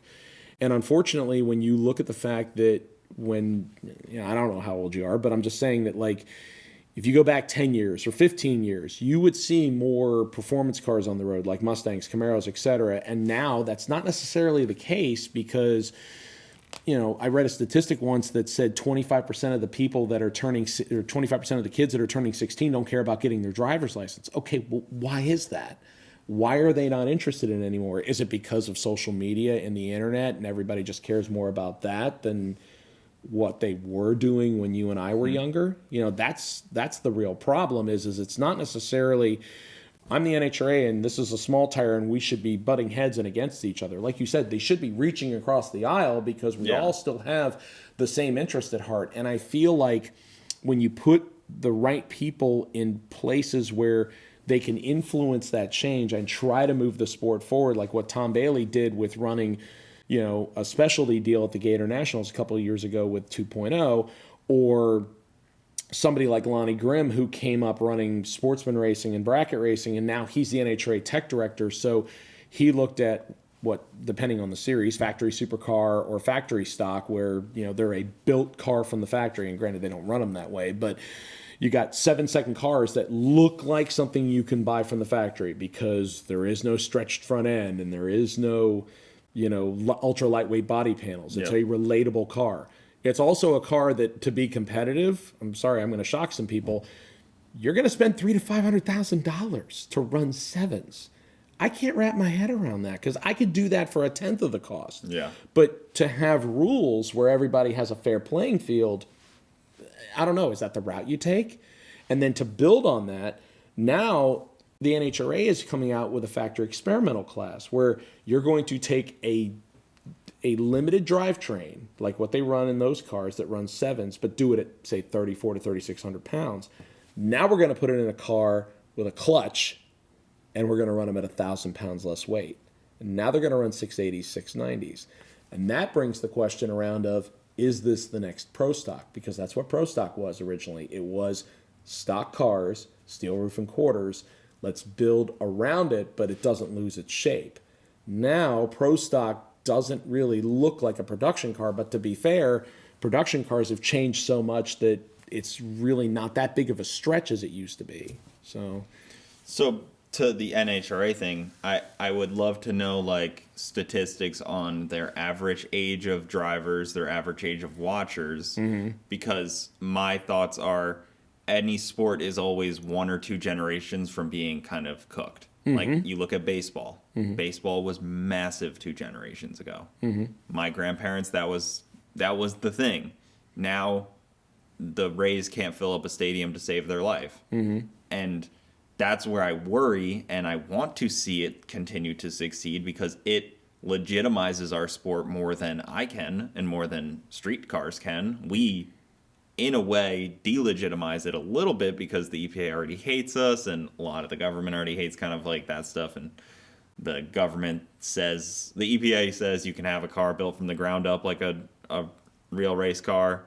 So our kind of street cars don't really fit that stuff. So to kind of to go back to my point of wondering like the crossover fans and how can we cross over more and how can we help each other more. I know when they made the decision to sell Atlanta, it hurt a little bit because that was an NHRA decision from the top to sell it. They were kind of As far as I know, yes, correct. They were kind of pushed into it by the surrounding areas, I would imagine. Yeah, there's a multitude of things, and I don't know what 100% is correct and what isn't. So the only thing I would say to that, not to jump on top of what you were saying, is Atlanta needed updates. That tower had been there for, I want to say, almost 30 years.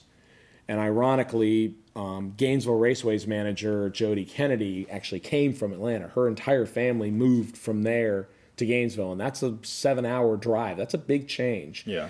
Well, from what I was told or read, whatever it was, is we were going to have to do all these updates to Atlanta.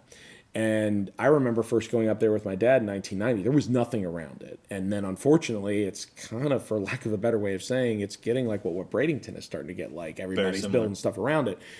And when you look at, it's not just Atlanta, it's other racetracks. And this is the whole NHRA thing. And I'm going to get off on a tangent here, so I apologize. But there's like tracks that get sold or tracks that get closed. And then people are like, well, the NHRA should have saved it. And it's like, that's not their job. They're not supposed to buy racetracks and make sure they're still around for people. It's their job to try to create interest and push people to go to events and help sanction them for safety and insurance and so forth to make them safe to operate. But at the same time, they can't save every racetrack. You can't tell somebody to not take $20 million for a piece of land that they don't want to work 80 hours every week to try to make just enough money to get by on. So I don't know if it was just a PR statement or not, but I know Gainesville got some upgrades from the money that they got from Atlanta. Oh, so, they did? Yeah, they went and redid some of the drainage and they redid some of the electric stuff. We got new scoreboards. So, and again, I don't know how much of that, because that's a whole nother But that's good to know. Like, I think as a fan and as a guy that went to Atlanta multiple times to race, I loved going to that track. I take a lot of comfort in knowing, okay, we sold this track, but guess what we're going to do with the money? We had to get rid of the track. Like, we were pressured by this, that, and the other thing. But look what we're going to do to better the sport moving forward. Because in the end of the day, that should be NHRA's only concern is like, how do we better this sport? How do we make it safer? Like those kind of things. Like you know, like people pay into it to get their stickers and go to these events. That's how I think they should kind of operate, I guess, and they do. Yeah, and again, I can't argue with you on that. And then on the flip side, and I unfortunately because my head is jumbled full of stuff, I can't remember the exact names, but my home track that I grew up at, Moroso Motorsports Park, which became PBIR and was owned by a conglomerate / investment company, has been closed for, I want to say, 9 months now-ish. And they've publicly stated it will never be a racetrack again, even though they had a group that approached them with the interest of buying it. If you're an investment company, who cares what they do with it? Just take the money. Yeah. But that track is closed. Memphis is closed. And people are yelling and screaming at that, but it's like, okay, but you still let the investment companies buy them. You should have known what the end game was.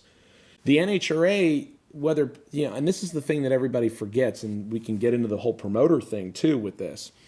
Everybody forgets when you're a racer, or a lot of people do, and I wouldn't say everybody, I don't want to generalize. People can forget very easily of what you do with their money when they come to a racetrack and why am I not getting paid more or why am I not getting another time run or why is the prep not better? And they forget that as much as we want to sympathize with you, because in my case, I'm an enthusiast too, it's a business. And if the business doesn't make money, you can have the best of intentions, but the track's going to close because nobody's just going to come give you their money for no return on anything. They're not going to come out and just toss you the money and go, I don't need to make a run, so you don't need to prep the track. Well, just take my money. That just all goes back to like my whole thing of like more butts in the seats. If you could fill up the stands at more events, right? Nobody would be worried. Everything would be guaranteed payouts. The concessions would be packed. Like all the track promoters would be happy. You'd be struggling to try to shut down any track. All of it always comes down to eyeballs. Okay. So, do you want to go to, and I'm not saying this in like a bad way. Push back. No, I'm not. No, I'm not. If- Because, okay, so here's the thing. I haven't publicly put this out there much, but for the viewers that don't know, I mean, you and I had never met each other until you came to the 352 shootout. Yep. So, to give you a little background on that, I started that race because of smack talk that was going on, friendly, most of it, between Ocala and Gainesville residents that who has the fastest real streetcar. Well, Gainesville always had the stigma from the time that I went there to we run the Gators, they run brackets, they run test and tunes, and that's it. Well, I would push back on that a little bit because Moroso ran like not two bracket races. They ran 2 test and tunes a week. They would run Wednesdays and Fridays. And Bradenton usually runs a Thursday test and tune almost every week. I go to Gainesville and they ran like 6 a year. Yeah. For me, who is going to the track 20 to 30 weekends a year, I'm going, wait a second, how am I going to deal with this? Well, then the next viable alternative is street racing, which, to be fair, there's the fun part of it, there's the unpredictability of it, but then there's the danger of it. There's the you could go to jail from it. And when I was doing it, and I'll admit I did it, I was doing it on well-lit roads that were real straight and long and had lots of runoff space and what have you, and I was doing it in 13 and 14-second cars, not 8-second cars or 7-second cars, and there wasn't the threat of going to jail for 30 days and my car getting taken away permanently, you know. So I'm not going to say I hate street racing, but there are times where the appeal of it, people don't see both sides of it. So anyway, the point that how this comes around is there were people that wouldn't go to Gainesville because they felt like they didn't run anything like that. So at the time, I had been attending the track for almost, I want to say, 20 years. So I had a good repertoire with most of the people that worked there. I go to the track manager and I said, what do I need to do to get 2 lanes during a test and tune? It's all I need. I will take care of the payout. I'll take care of the tech. I'll take care of the organization. You don't need to do any of it. I'll take care of all of that. I just need 2 lanes. Mm-hmm. And he goes, no problem. He goes, I know you come out here and support us all the time. I'll give you 2 lanes. Well, in 5 weeks' time, we didn't print a flyer. We didn't do anything except social media, which was Facebook. The track got almost 1,000 spectators on a Friday night. And I'm going, okay, there might be something here. But I was only doing it with 1 class. And what I did was everything that got paid in and all the sponsor money that came in, I paid it all out. So all the time I spent, I didn't get rewarded for that at all. And I'm not saying I should have. Yeah. But if you look at it from a business standpoint, you have to kind of think that way. And it took me until the 4th year I did it, where now I'm having to hire people to come in and help me because I can't do everything. Because as you add classes and as you make it longer and then you rent the track, now you're having to come up with 20 to 30 grand just to pay your employees and to pay the insurance and the track rental. And no one sees that part of it. All they care about is I'm paying my money at the gate and how am I going to get to getting paid at the end of the day, you know, by winning. Mm-hmm. That's what a lot of people see. And I think the argument that I got into with a lot of people, and I had one guy who argued with me about what I was paying at one point, and I said, I'll be happy to show you my books and see how much time I spent on this and how much money I spent on this. And as soon as I threw it out there, all of a sudden he didn't want to have the argument anymore. And the argument that I would make when you say put butts in the seats and make money, run test and tunes and don't do anything else. Because think about it. You're going to get people that are going to want to come out and watch because it's relatively affordable. It's $5 to $15. There is no payout that you have to worry about because everybody's just trying to make runs. And the track is usually going to make money unless there is a conflicting event that's going to take people's interest away from it, or you have weather in the area predicted or seen that are going to keep people away from it. So the track's fixed expenses of employees, glue, track equipment, etc., isn't covered. And it wasn't until I started to get into doing event promoting where I went, okay, I really need to come up with a decent amount of money. And when I had a rain out one year and everybody went, oh, okay, you're fine. It's like, no, it doesn't work that way. All the track prep that the track just put into it for 2 days that we're now not using doesn't go to zero. All the people that I brought in to help work the event doesn't go to zero. That's coming out of my pocket. And people don't see that part of it. And to be honest, I don't want people to think poor me, but that's a very real deal. And when you say we need to put more butts in the seats, I agree with you 100%. It's what the sport needs to go forward. If you don't have anybody cheering you on, why would they have a parade? You have to have a parade to entertain people, and you have to have people that want to pay attention to have the parade. Because otherwise, it gets boring. Well, and like the butts in the seats, like the racers can cover the payouts and, you know, maybe the track to be rented and stuff. But like the butts in the seats are what will cover upgrades, or what will cover, you know, the track moving forward. Like we'll pay the mortgage and stuff like that. So like when Victor does the big events at the tracks and those have massive flow of people, like the racers are already usually paying their payouts. The spectators are what kind of pays for the track to continue. And I think if Gainesville didn't have NHRA events, their facility would be nothing compared to what it is. Oh, 100%. I'm not even going to argue with you on that. And that's because that's probably what, 2 events a year that they have that fills that stadium? No, they don't even have 2. The Gators were basically, and that's the thing. Atlanta's almost the same way. If you remember going to Atlanta for, say, a streetcar takeover, because I know they always did them there, I don't think hardly anybody would sit on the right side of the racetrack's grandstands because there's no pit spaces that are attached to that. So I'll throw something at you. There were times where Gainesville was the same way. You have all these really nice aluminum bleachers, but the ones that are on the left side of the racetrack, they don't get used until the Gator Nationals come around. The track still has to pay insurance on those year round. So now you start thinking about are they worth it to keep them there? And at one point they sold them and took the money that they made out of them. And for a couple of years, they just rented the grandstands that they were using for the Gators. And it probably made better financial sense.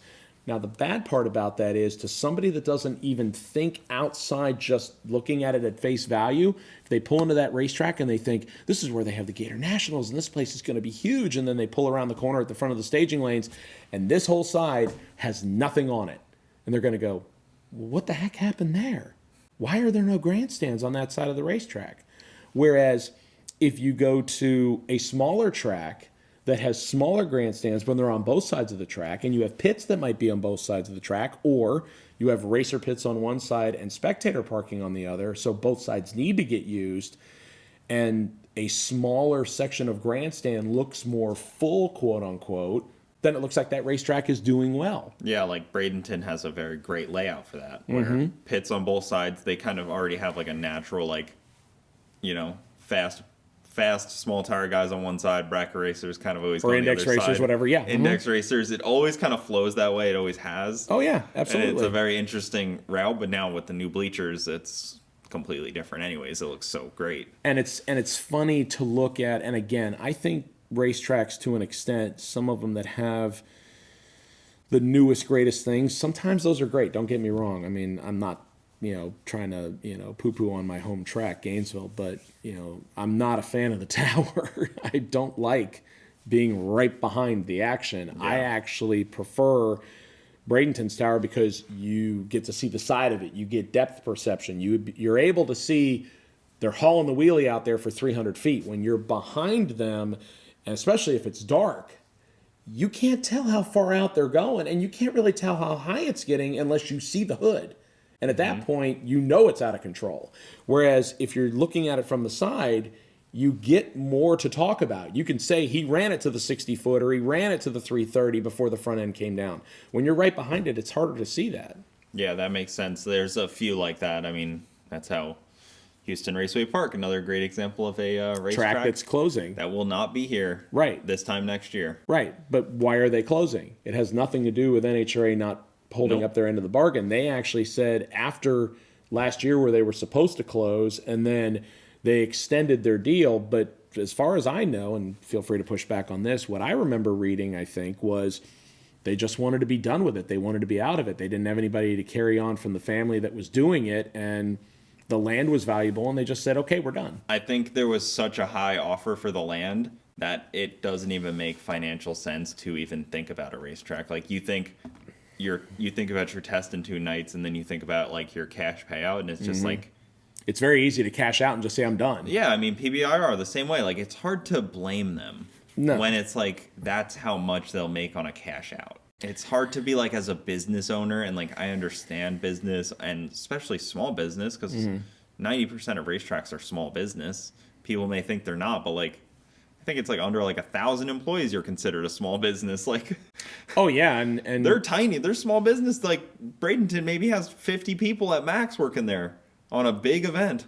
yeah, and a lot of those people are, for lack of a better way to say it, are just hired in for the big events. You know, like NMCA and MRA is the exact same way. I mean, they have some local people that they'll use. They'll use the track people, and then they'll bring in their own specialists to put in certain areas. So there's consistency and familiar faces. But does it mean you can't do it with the local racetrack? No, but your, for lack of a better way to say it, your test and tune crowd or your bracket crowd of employees aren't going to know how to handle a heads up event. You have to have certain people in certain places to make it run smooth, make it appear professional or be professional, and provide a good quality product for people. Because at the end of the day, you're trying to get people to spend their money to come out. You have to entertain them. You have to put on a good show. If you don't, then you're left holding the bag. And Victor and I have talked about that. When you look at how much you're in before the first dollar rolls in the gate, and what if the weather turns bad? Like, look at what happened with the U.S. Street Nationals last year, where it was so cold he had to end it early and basically forfeited an entire day of spectators coming out, and that could have swung the needle by a very large amount. And then this year it goes off with no issue, or at least based on what I remember, it didn't. So Well, and that's why like the people like Elaine Larson with the jet cars is so important, because those jet cars are a big draw, and they're not, and they're like a program. They run it, they get people excited, they're signing autographs, they have merchandise. Like those kind of things are so important and so good. And then there's the anomaly of what Garrett and Cletus can bring with like, if you saw that Christmas tree race, it was packed on like a Wednesday or Thursday night, like packed. Yeah, I think it was Wednesday. But either way, it was moved a day early. Right, yeah, they actually moved it 24 hours early to avoid rain, and still had a ton of people show up. Packed house, and that's obviously an anomaly. There's nobody out in other states for the most part that are doing that. Right, let's be honest. I'm going to jump in on that. That's a perfect example. Yep. So let's say with and again, you've been friends with Garrett for a very long time, so your YouTube has a reach. You could very easily put that event on. But similar to what I talked about, and even Kevin Smith talked about with the whole Pink's All Out deal and television and exposure and how many people know somebody's name, and just the fact I could get on his video, or he might shake my hand, or he might sign an autograph. That's what gets the 5,000 to 10,000 to 15,000. That's the swing that happens. Because when Garrett was first starting his Cletus and Cars deal, and it was a burnout contest, and he ran a test and tune, and it was nowhere near like what it is now, but he's evolved it and made it work. And part of that is the name and the fan base that you have. You can't take a great idea and just plug it into anybody and expect it to be successful. I mean, I have a core amount of people that will support the shootout regardless of what I do with it, and I'm very thankful for that. I never thought I would be in that position. But at the same time, I'm not going to try to live outside of my core base and walk out on a ledge, because more than likely I'm probably going to fall. It's not going to work out well, because drag racers and promoters and tracks all have to live with what they know will work. And you'll step out there and try a couple of different things every year, and it may work, it may not. But you have to be willing to at least stick to the 80 or 90% that's going to get you through every year. For sure. And then, to add to like getting sponsor dollars, when I talk to a sponsor, I will show them, hey, I raced at an event like this. Your sticker will be on the side of it. Look at the packed stands. Look at, there was a live feed with X amount of people. There's YouTube videos featured here. Just because you go to events like that, I was talking to, random people that don't do any like YouTube or Instagram, not even care about that. And I'm like, yeah, but like your companies that help you and support your car are plastered on the side of it on that live feed for 10,000 people in the stands or whatever it is. That all helps so much with us like small time racers that are like, oh, maybe I'll have enough money for gas to make it to Texas. Like, and that's actually a joke I've been trying out lately is the payouts for events have not risen with inflation. Right. they've stayed the same, but gas to get to these events has gone up. So the payouts in theory have gotten smaller, unfortunately. Oh, I'm not going to argue with you on that, but if you're getting into drag racing to try and make a living from it, no, it it's won't a bad happen. deal. The whole joke that's been around since I started going to the racetrack is how do you become a millionaire in drag racing is you start with $2 million. So, but then even like events like Formula Drift, they run so many, they expect you to almost have that as your living, but then they don't like kind of give you the avenue to do it, right? In a way, which is like it's tough. Like there's not enough drag racing for it to be a living, and we don't get like the eyes on it enough for it to be a living, but it could potentially evolve for a lot of people and some of these smaller classes to be more of a living in a point series. And even, you know, like Stevie Fast, he makes a living drag racing, and he doesn't run NHRA like right. Top He's not Fuel. a Top Fuel or Funny Car star. Exactly. So. He's one of the few that kind of does that, though. I think there's more of them out there than you would think. But to be fair, there's also like the whole to go back to what we talked about. If you look at where Garrett was 10 years ago, he probably wasn't thinking about making a living doing YouTube and running events, and let alone owning the Freedom Factory / DeSoto Speedway. He was 16 years old. Right, exactly. I never thought that I would be working in the car industry, the racing industry, or anything such. I figured it's going to be a hobby, and that's all I'm going to do with it. Well, if you're given the avenue, sometimes you have to at least try. And I think that the way that everything is rapidly changing and the availability of media and, you know, for lack of a better way to say it, anybody can put a GoPro in there. If you're going to make something and you make it to where people will have an interest in watching it, whether you're way off kilter and you don't normally act that way, or you're just letting your natural personality be out there, if people like it, keep feeding it to them until they decide they don't like it anymore. And then you either change it up or you decide, okay, this wasn't for me. I gave it a try and I can at least say I tried. And you move on to the next thing. But I think that anybody can be a professional at anything if you at least try. Now, granted, yeah, with that being said, there's still the whole, you're not going to be a doctor without getting a degree. You're not going to be you're probably not going to be a lawyer without knowing how to take the bar exam. But when it comes to racing and everything, just because you may not do it the way the public thinks you should do it doesn't mean you can't do it for a living. There are people that do it for a living. Me personally, I would never do it for a living. And that shocks some people, but I don't want it to not become fun. I don't want it to become a job where I'm worried about making so far at this race to make money to be able to pay to go to the next race. I don't ever want to get to that point.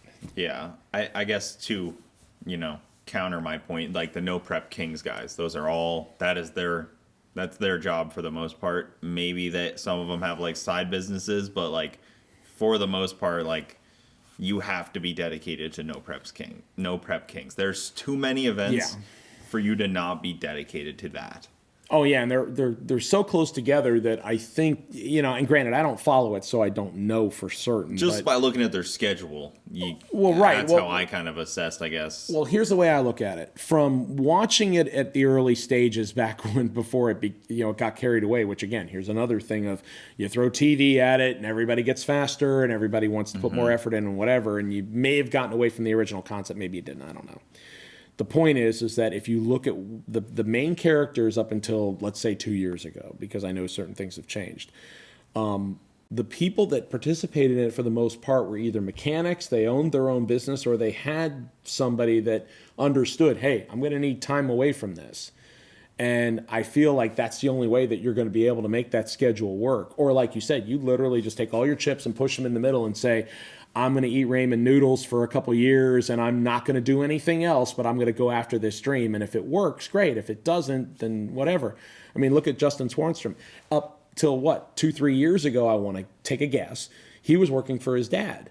But he probably had the leniency where I'm sure his dad wasn't just throwing money at him for no reason. He was giving him the leeway to at least go out and do what he needed to, as long as he still covered his bases and didn't leave him hanging, not working for weeks at a time. Well, at some point, Justin decided, I'm going to go all in and I'm going to try to make this work being a racer. Well, you have to do something besides just racing. So now he has his YouTube and everything else that he does from it. And there's so many avenues where you might be able to make ends meet with merchandise and going to signings and getting paid to show up at places and what have you. And like you also said, endorse people's products.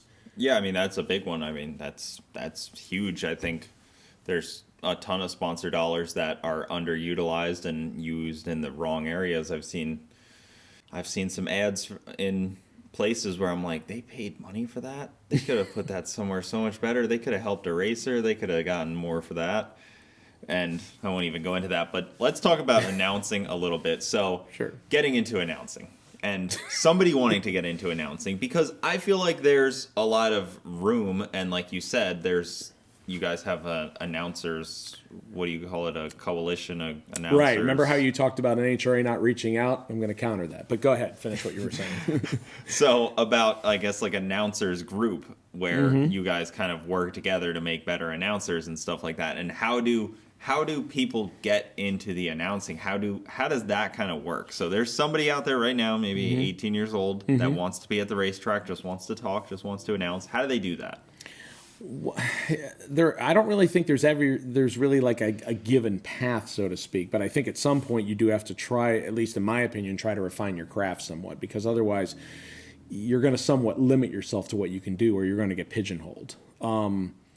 Me being a bracket racer and an index racer, I always paid attention to the information. I always looked at the data, I looked at the time slip, and I wanted to understand why somebody won.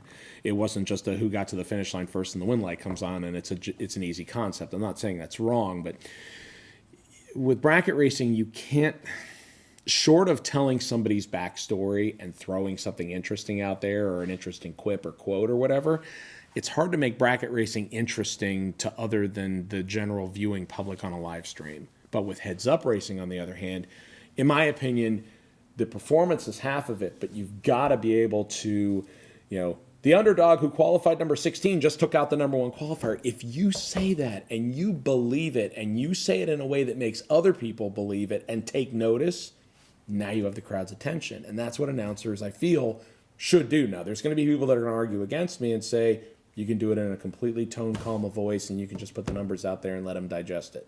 It might work for them.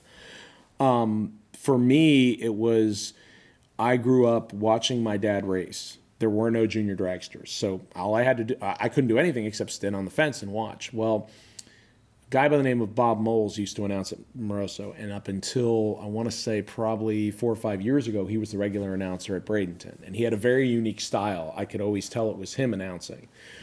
Well, then I started paying attention to him. I started paying attention to, I mentioned earlier, Dave McClellan and Steve Evans, who did all the NHRA stuff. And then when Brian Lone started to get into it, I was like, okay, it's kind of the same thing. Whether they're really, really into the hobby or not, you're not 100% sure, but they're sure making it seem like they do because they are informed. They know what they're talking about. It's not just spitting it out there and hoping the audience latches onto it. You want to make them believe that this race was intense. You want to make them understand that this guy fought tooth and nail to get to where he is. And I feel that you don't necessarily need a lot of training to get to that point. You just need to let your natural personality come out, for a better way to say it. And for me, the announcing thing started as kind of not a joke, but it started as Gainesville needed somebody to help. And I said, you know what, if you need somebody to help on test and tune nights, I'm down with that. I don't want to do it during bracket nights because that'll take away from me racing and then I have no outlet. So I started announcing. And I did an NMCA deal where I gave away prizes for like 2 hours, and then they gave me the chance to actually do an event at Bowling Green. I did the NMRA finals, and I got excited about stuff. And this is a kid who used to be loud and excited to be at the track, and probably annoyed a lot of people because I talked too much. Well, now I have an outlet for doing that. And there are people that I encourage to get into the tower and do it. And the first problem is everybody clams up because they think all eyes are on me. Everybody's looking at me. And if you like, I've taken speech courses in high school, and I learned how to look at people, because otherwise, if you look at somebody right in the eye, it's very easy for you to get locked up and not know what your thought was and be able to continue it. When you're in a tower, unless it is right next to a grandstand where everybody is staring at you, it's you and maybe one other person. Talk to them like you're having a conversation with you and me. Get them on something that they're passionate about, which should be drag racing or cars or whatever it is that you get into. And then once, in my opinion, kind of like going to, like, let's say you go to a cocktail party and you're by yourself and you want to talk to a girl. If you can break the ice and you can get the conversation started, then it'll flow. And before you know it, you're an hour into it. Announcing can be the same way. As soon as you get into it and you at least grasp the concept, then that's all you need. But then if you want to refine it, then you're going to learn about, okay, there's certain things you should do. Or at least in my opinion and several other people's opinion, there's probably things you can do to refine your craft and make you, for lack of a better way to say it, more marketable. You're better at getting all the information out there. So what Brian Loans and the NHRA did last year is they created this group where Brian is basically putting kind of the secrets out there that most people won't tell you unless you ask. Yeah. The first time I ever did an announcing deal, and I was doing it by myself. Up until that point, I had done half an hour here, or an hour there, or 2 hours, whatever. But I never did it from beginning to end. And so I called Brian and I said, hey, what do I need to do? Because I know how to talk, but what do I need to do? What do I need to worry about? And he goes, you need to drink at least 7 or 8 of these, or go get the big ones and drink at least 3. And I'm like, but I'm going to be sitting in an air-conditioned tower. I don't need to do that. It's not going to be hot. I'm going to be fine. And he goes, trust me, if you don't, by about hour 5 or 6, it's going to let you know. And I didn't pay attention to it. I was so caught up in the moment that by about 2, 3 o'clock, I felt like somebody had filled my mouth full of sand. And my voice is starting to go away. And I'm like, holy crap, I'm at the beginning of 3 days of doing this. I can't do this, But again, I'm getting way ahead of things, because you're talking again about how do you get into it, and I'm going from point A to point C. But I think Brian's now making he's kind of like opened the door to how to get into it, and I think there's a lot of small town tracks out there that need a test and tune guy, that need somebody to come and fill in. And you need to make it exciting. Besides what you said, red car, blue car, red car gets there first. Even if you don't know everybody, which at a test and tune, that happens. Like Michaela, who does the Florida street scene stuff out at Bradenton. I met her at FL2K in 2021, and she had never been on the mic before.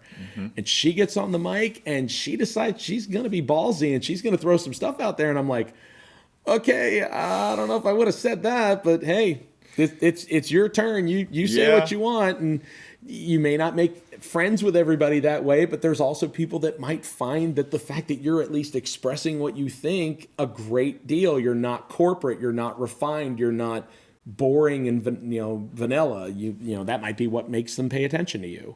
Yeah, I've often thought about trying it just because try for a test and tune. I'm sure I'd be able to, and it's a decent experiment in your own ability to be able to handle doing something like that. It's kind of like a public speaking thing. It's a tough thing. Same reason I'd love to try doing stand up, just because I would like a stressful situation like that. And it's similar, where you have to put yourself out there in a completely vulnerable way. And even with this, I don't edit this stuff, so once you say it, it's out there. It's out there. Yeah. I'm not going to go back. I'm not going to listen through it. I'm not going to edit stuff out. It's the same. It's similar deal, right. But doing it live kind of peak almost difficulty and accomplishment, I guess. Yeah, and I'll be honest with you. I mean, when you and I first talked about this, I was like, I've never done anything beyond 10 to 15 minutes. This could go really bad in a hurry. So I think that's how a lot of people feel, and then. I just, keep prodding at somebody. Right. It takes a little bit to get somebody out of their shell, maybe, and then suddenly we all start talking right. Well, for me, it's the problem that I have, like the Antron thing that we talked about, because you could say what somebody else's opinion is. If you don't clarify that, then everybody might immediately jump to, that's what you think. No, I was relaying something. It's not what I think. Yeah. And that's the whole thing about announcing. So if I was going to throw something at you about announcing, and again, I'm not the expert in this by any stretch. I've only done it 3 years.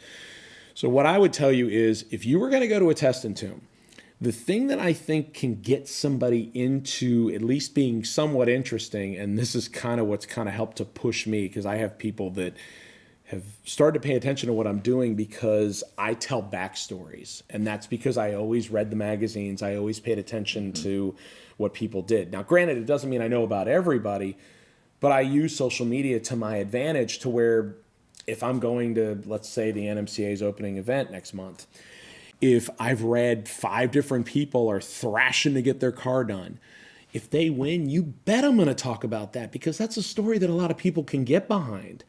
If you're at a test and tune, you may not be able to use that exact same thing, but when you're out there and, like, let's say, for example, okay, so ladies and gentlemen, left-hand side is Cletus McFarland. For those of you that don't know, do you know at one point he was going to become a lawyer and he gave it all up to be a YouTube star? Somebody might not know that. Yeah. And you just immediately crack somebody else that's going to go, okay, well, I'm going to go check out his channel now. Or he named this car Mullet because of such and such. Or he named this car Leroy because it was who the original owner was and it's in the door frame. That's the kind of thing that, in my opinion, goes beyond the tech card, goes beyond the numbers. And that's what a lot of places are thankfully catching on to and making it more of, again, a show. You're not just going to be milquetoast and say the same thing every time the car comes up or the driver comes up. You've got to be willing to expand upon that.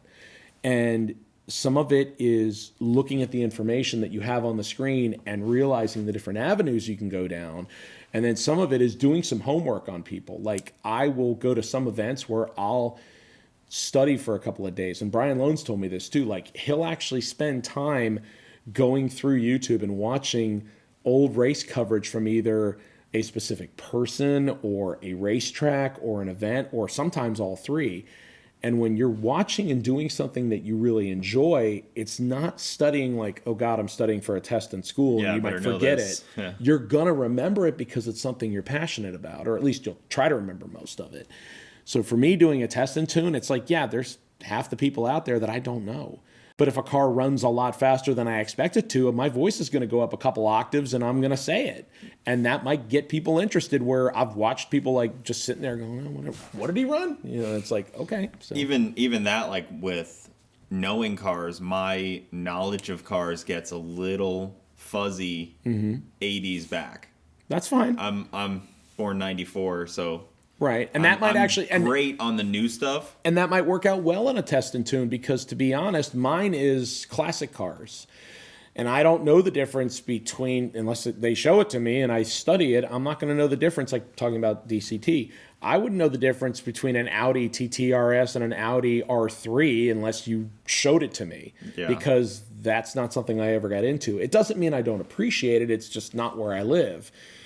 It doesn't mean I can't learn. And if I did more events like this, then yeah, I'd probably study it more. Well, I know what the difference is. You know, even though I grew up in a GM family, and people think, oh yeah, you grew up in a GM family, so you're not going to care about anything else. I know the difference between Mustang generations, and I know some of the engines they came with, and that blows people away, because I'm like, yeah, it's more than just saying it's a 302 with a Vortec. If you say the same thing 6 times, it's going to get boring. If you say, you know, this motor originally from the factory, you know, it only made 225 horsepower. Holy cow, you know, everybody thought 15s was fast back then. That's a fact, and that makes people think, because everybody, and this is the other thing I like to use and makes people think, is when everybody thinks of classic cars and they think that they were like the fastest thing and the best design and whatever, it's like, well, yeah, I mean, they changed them every year in most cases, so they were identifiable. You could tell the difference between a 63 Corvette with a split window and a 64 that didn't have a split window. But it doesn't mean that it's more relatable to somebody. It's an easier thing to pick out. Well, if you move that to a modern car and you look at how fast and how reliable some of the stuff is that you can go and buy with a warranty, that needs to be talked about. Like, I know people that'll go and buy Hellcats and take them and put drag radials on them and go and beat the snot out of them, and that deserves to be talked about. Yeah. Because I have a car that has no power steering and no air conditioning and has a motor that has probably 8 to 10 grand worth of stuff in it, and it's going to get the floor mopped with it by a brand new Hellcat.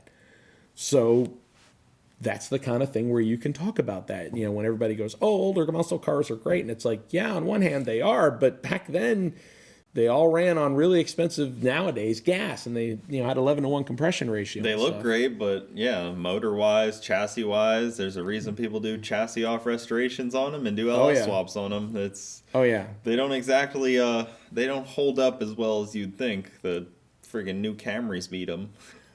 Yeah, I know. Let's not even talk about the fact that the last test and tune that I announced, there was I think there were 3 different cars, including a BMW SUV that ran in the 11s, and I was like, okay. And I think on one of them, just because it happened to be somebody that I knew, I threw the line out there of, man, if I was in the Mustang, I'd drive that thing all the way down into the shutdown area and plow it into the dirt. and the funny part is I didn't say it like I was going to do it. Yeah. I said it to get laughs, and it did. And sometimes that's the thing about announcing, too. You throw something out there, and it might get a response. You throw something else out there, and it doesn't get a response.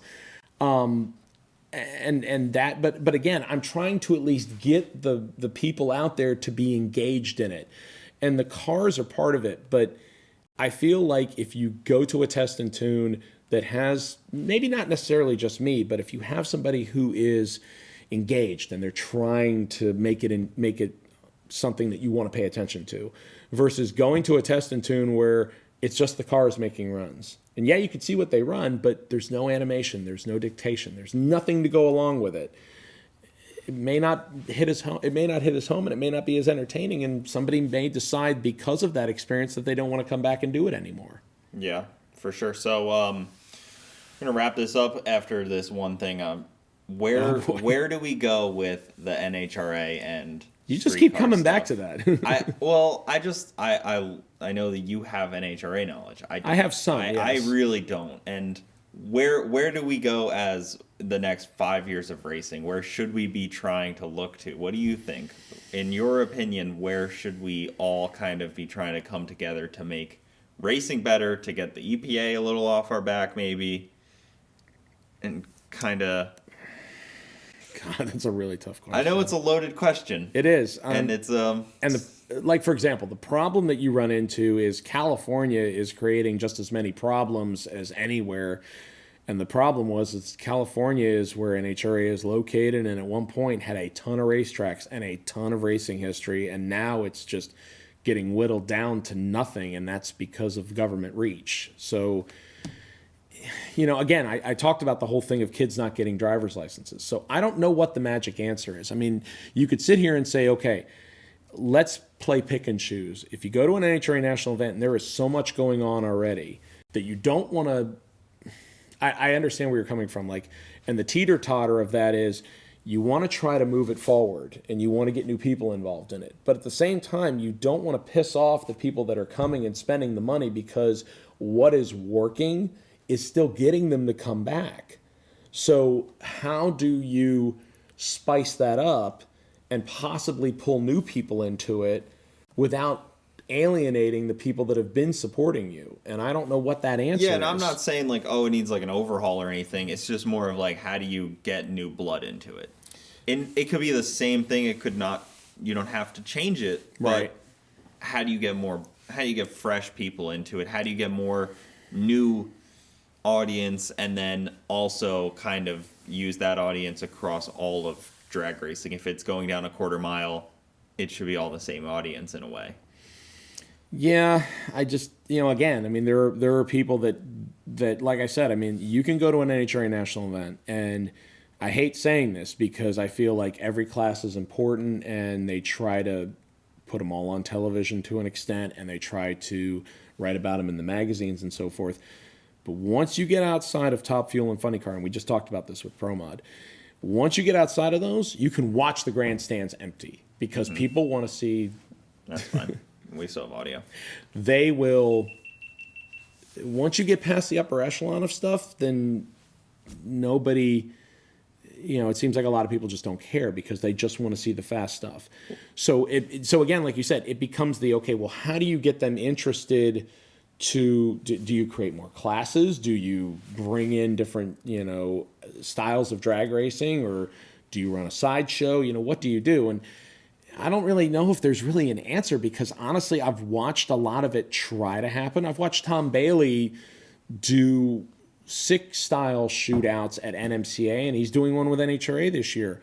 Okay, does that bring anybody in? Do people want to go to an NHRA event to also see that? Or are you trying to now, like you said, pull people from across the aisle that only cared about drag and drive and now hoping to get them interested in the NHRA? Because I don't think you can take a top fueler to anything else and try to take NHRA people and expose them to the other side because the cost to benefit ratio isn't there. When you look at how much it costs to run a top fuel or a funny car, just one run, you're never going to get a sponsor to cover that. 20 years ago, you might. Bridging that gap is almost impossible because it's so relatively cheap for Tom Bailey to go out and run his car there. Comparatively, impossible for somebody to come run their car on a top fuel funny car side. Exactly. Which to add one more thing to it, it's like, okay, but you look at what professional teams do, and there are a lot of times where they have more than one car. They'll have a display car, quote unquote, that's never designed to be started or anything, or it may never be designed to make runs. And then you could take it and you could display it at your, whoever it is. Ron Capps can do it at Napa. John Force can do it for Peak. Whoever it is. And that will get fans out there without having to spend the money to go to the racetrack. But again, how do you direct that to get to the track, to spend the money, to support the series? And I don't know how Street Outlaws and those kind of people would do those because, again, now we're crossing lines. And this is one of the things that I saw on one of the podcasts is when you're doing this for a living and you have sponsors, it's a lot easier to commit to saying, sure, I'm going to go do something where I don't have to worry about footing the bill because my sponsor's picking it up. It's part of my deal. Well, when you're doing this out of your own pocket and you're trying to make, say, in Prep Kings, the 40 grand that'll get you to the next race, sure, you as a caring human being that wants to see the sport go forward, you'd like to go out and make an appearance, but who's paying your gas? Who's paying you to go up there and beat up on your parts to make runs or paying for your tires and all that kind of thing?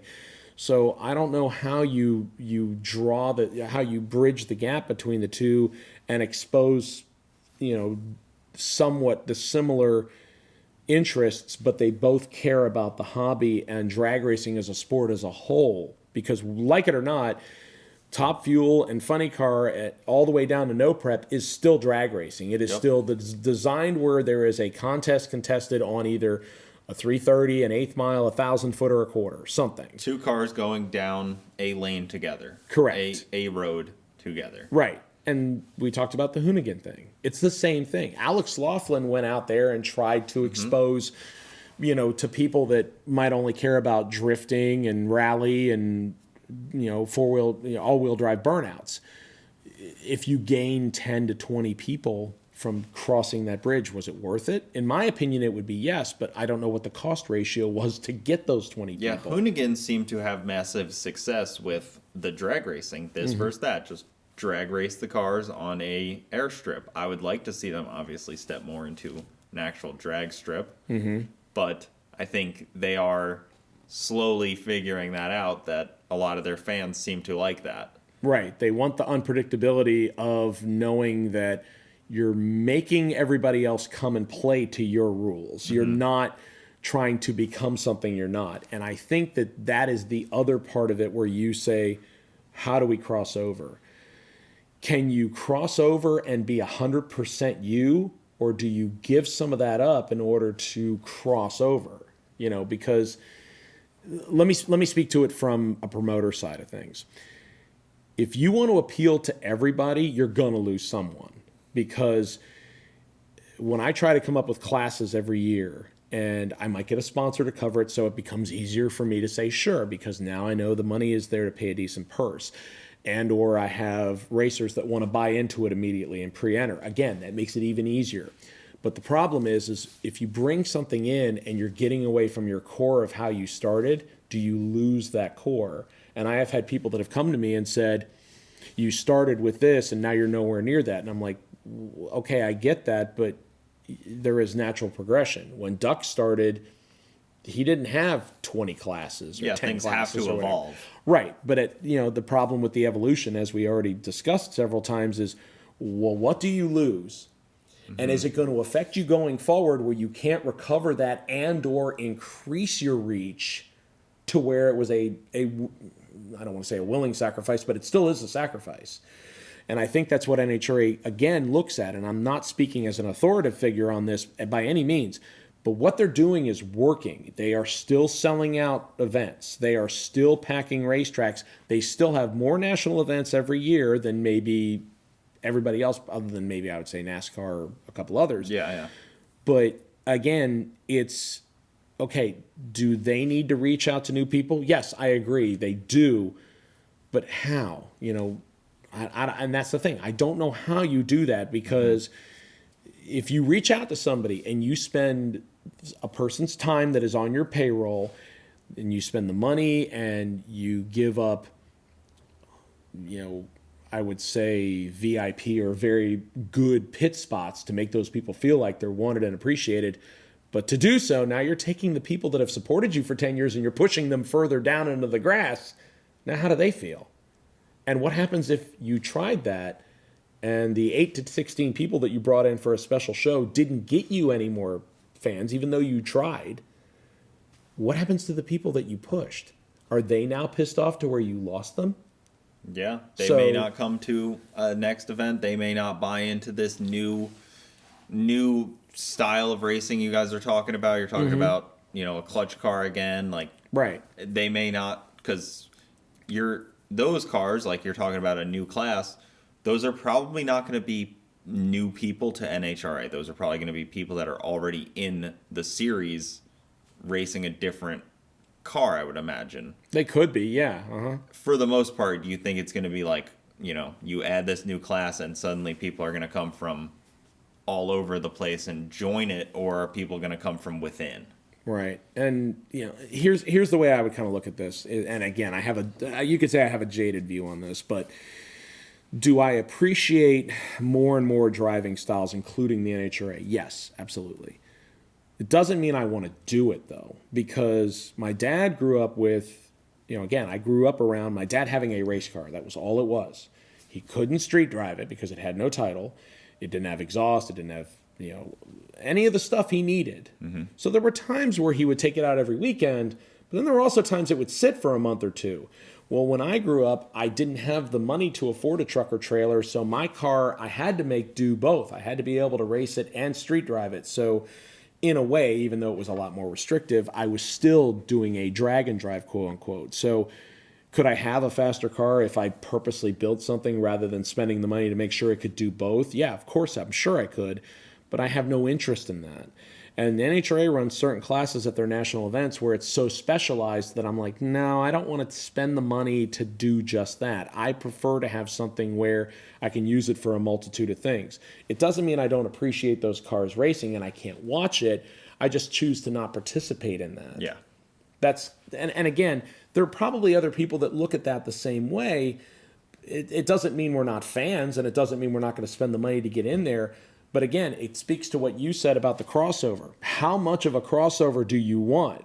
Do you just want fans? Do you need fans and racers? Because on one hand, you would think, yeah, you need them both, because otherwise, who's going to replace John Force when he retires? Well, he has 3 daughters, and he has a son-in-law. And at one point, all the daughters raced, but now I think he's down to just one.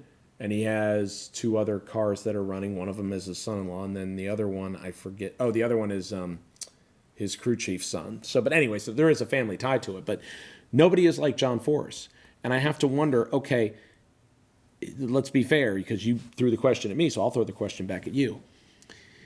Is it NHRA's fault that some drivers only want to talk about their sponsors and making sure they hold on to their job? Or is it NHRA's job to focus on the drivers like John Force and Big Daddy and Shirley Muldowney that speak their mind and are natural characters, and that's what should bring the people to your event. You know, is it their responsibility to create new characters? Is that their business? Or are they just naturally highlighting people for who they are? I don't think it's NHRA's job to ever have to air somebody vocally speaking about their sponsors like that. The cars are wrapped, the cars have their sponsors, the social medias can be for the sponsors, the fans see the sponsors, the video sees the sponsors. I don't think anybody should really get screen time ranting and raving about their sponsors. Okay. You know, maybe the quick 1 or 2 seconds, but like I think that should be kind of like left to entertainment. And I don't think that's entertainment. No, I agree with you 100%. I know that the sponsors are important, and you're not going to be there without them. They are important. They're top level of importance on running a program like that. Correct. But I think that, as we talked about earlier, the audience is going to want to get your real raw emotion. And that is what somebody like John, I just keep coming back to it. It's what John Force has always been like. And I think similar to what we talked about with the underdog being able to be relatable, where people can identify with him. He came up as a truck driver, and at one point when he was trying to go racing and chase his dream, he was living on, like, he was sponsored by Wendy's, and he's eating Wendy's hamburgers to just try to get to the next day because he didn't have any money. Well, he's still going to act like he wanted to, and he said this: if I'm going to go out, I'm going to go out being me, not a polished corporate me. Yeah. And I think that there's even people where they go, okay, if you knew what his net worth was, kind of like trying to relate to people that say, oh, I know what the little guy feels like, and yet they're a CEO that makes $40 billion a year, and I'm exaggerating the number, but either way, how much can they really relate to each other? So unfortunately, to answer your question, I can't. Even if I worked for NHRA for 15 years and I knew the whole intricate workings of it, I don't think I could come up with an easy answer of how you move the sport forward. The biggest thing that I will tell you from my perspective, and granted, this sounds really horrible because I'm not trying to make this about me, is the announcing, the promoting. To me, I look at that as I'm being given the opportunity to try to make a difference. And I feel like for me to not do something with that is an injustice, because I think about all the people that, you know, I grew up watching and I was enamored with, and they were doing what they love to do. Well, if I can push even one person to get into drag racing because they like the way I do things, or they come out to an event that I'm spending my time to put together, then I've made a difference. And I feel like that's just a little bit better, and I've done something for the world. And it's not about, you know, somebody trying to celebrate me. It's just me thinking I have an avenue. I would be unwise to not at least try to use it. Well, I absolutely love that. That was an awesome conversation. Where can they find you at? Tell us quickly a little synopsis about the 352 shootout and maybe the dates of it, I guess. Sure. So where they can find me is I'm on Facebook. I'm on Instagram. On Facebook, it's pretty easy to find me. I'm the only guy that's stupid enough to paint a Chevy Nova green, so that's pretty easy to find me. On Instagram, they can find me at the Derek Putnam. Thankfully, a friend of mine talked me into that, so it was really easy to find it. And then as far as the 352 shootout, that is an event that I put on at Gainesville Raceway. It's a heads-up/index event. We are moving it to the spring this year. It is April 28th and 29th. It's a Friday, Saturday. We're expanding it to 2 days. There's a car show that goes on. It's, again, trying to get people to the track to have a good time and enjoy what racing and the motorsports industry as a whole should be, which is going out to have a good time. It's not necessarily about the fastest guy. Everybody, in my opinion, gets treated the same, and I'm just trying to put something on where people will come out and enjoy themselves. Sweet, man. Well, I love it. Thank you for coming on. Thank you for allowing me to pry into you a little bit there. Yep. And, we're going to end it off there. Thank you guys for watching. We'll see you next time.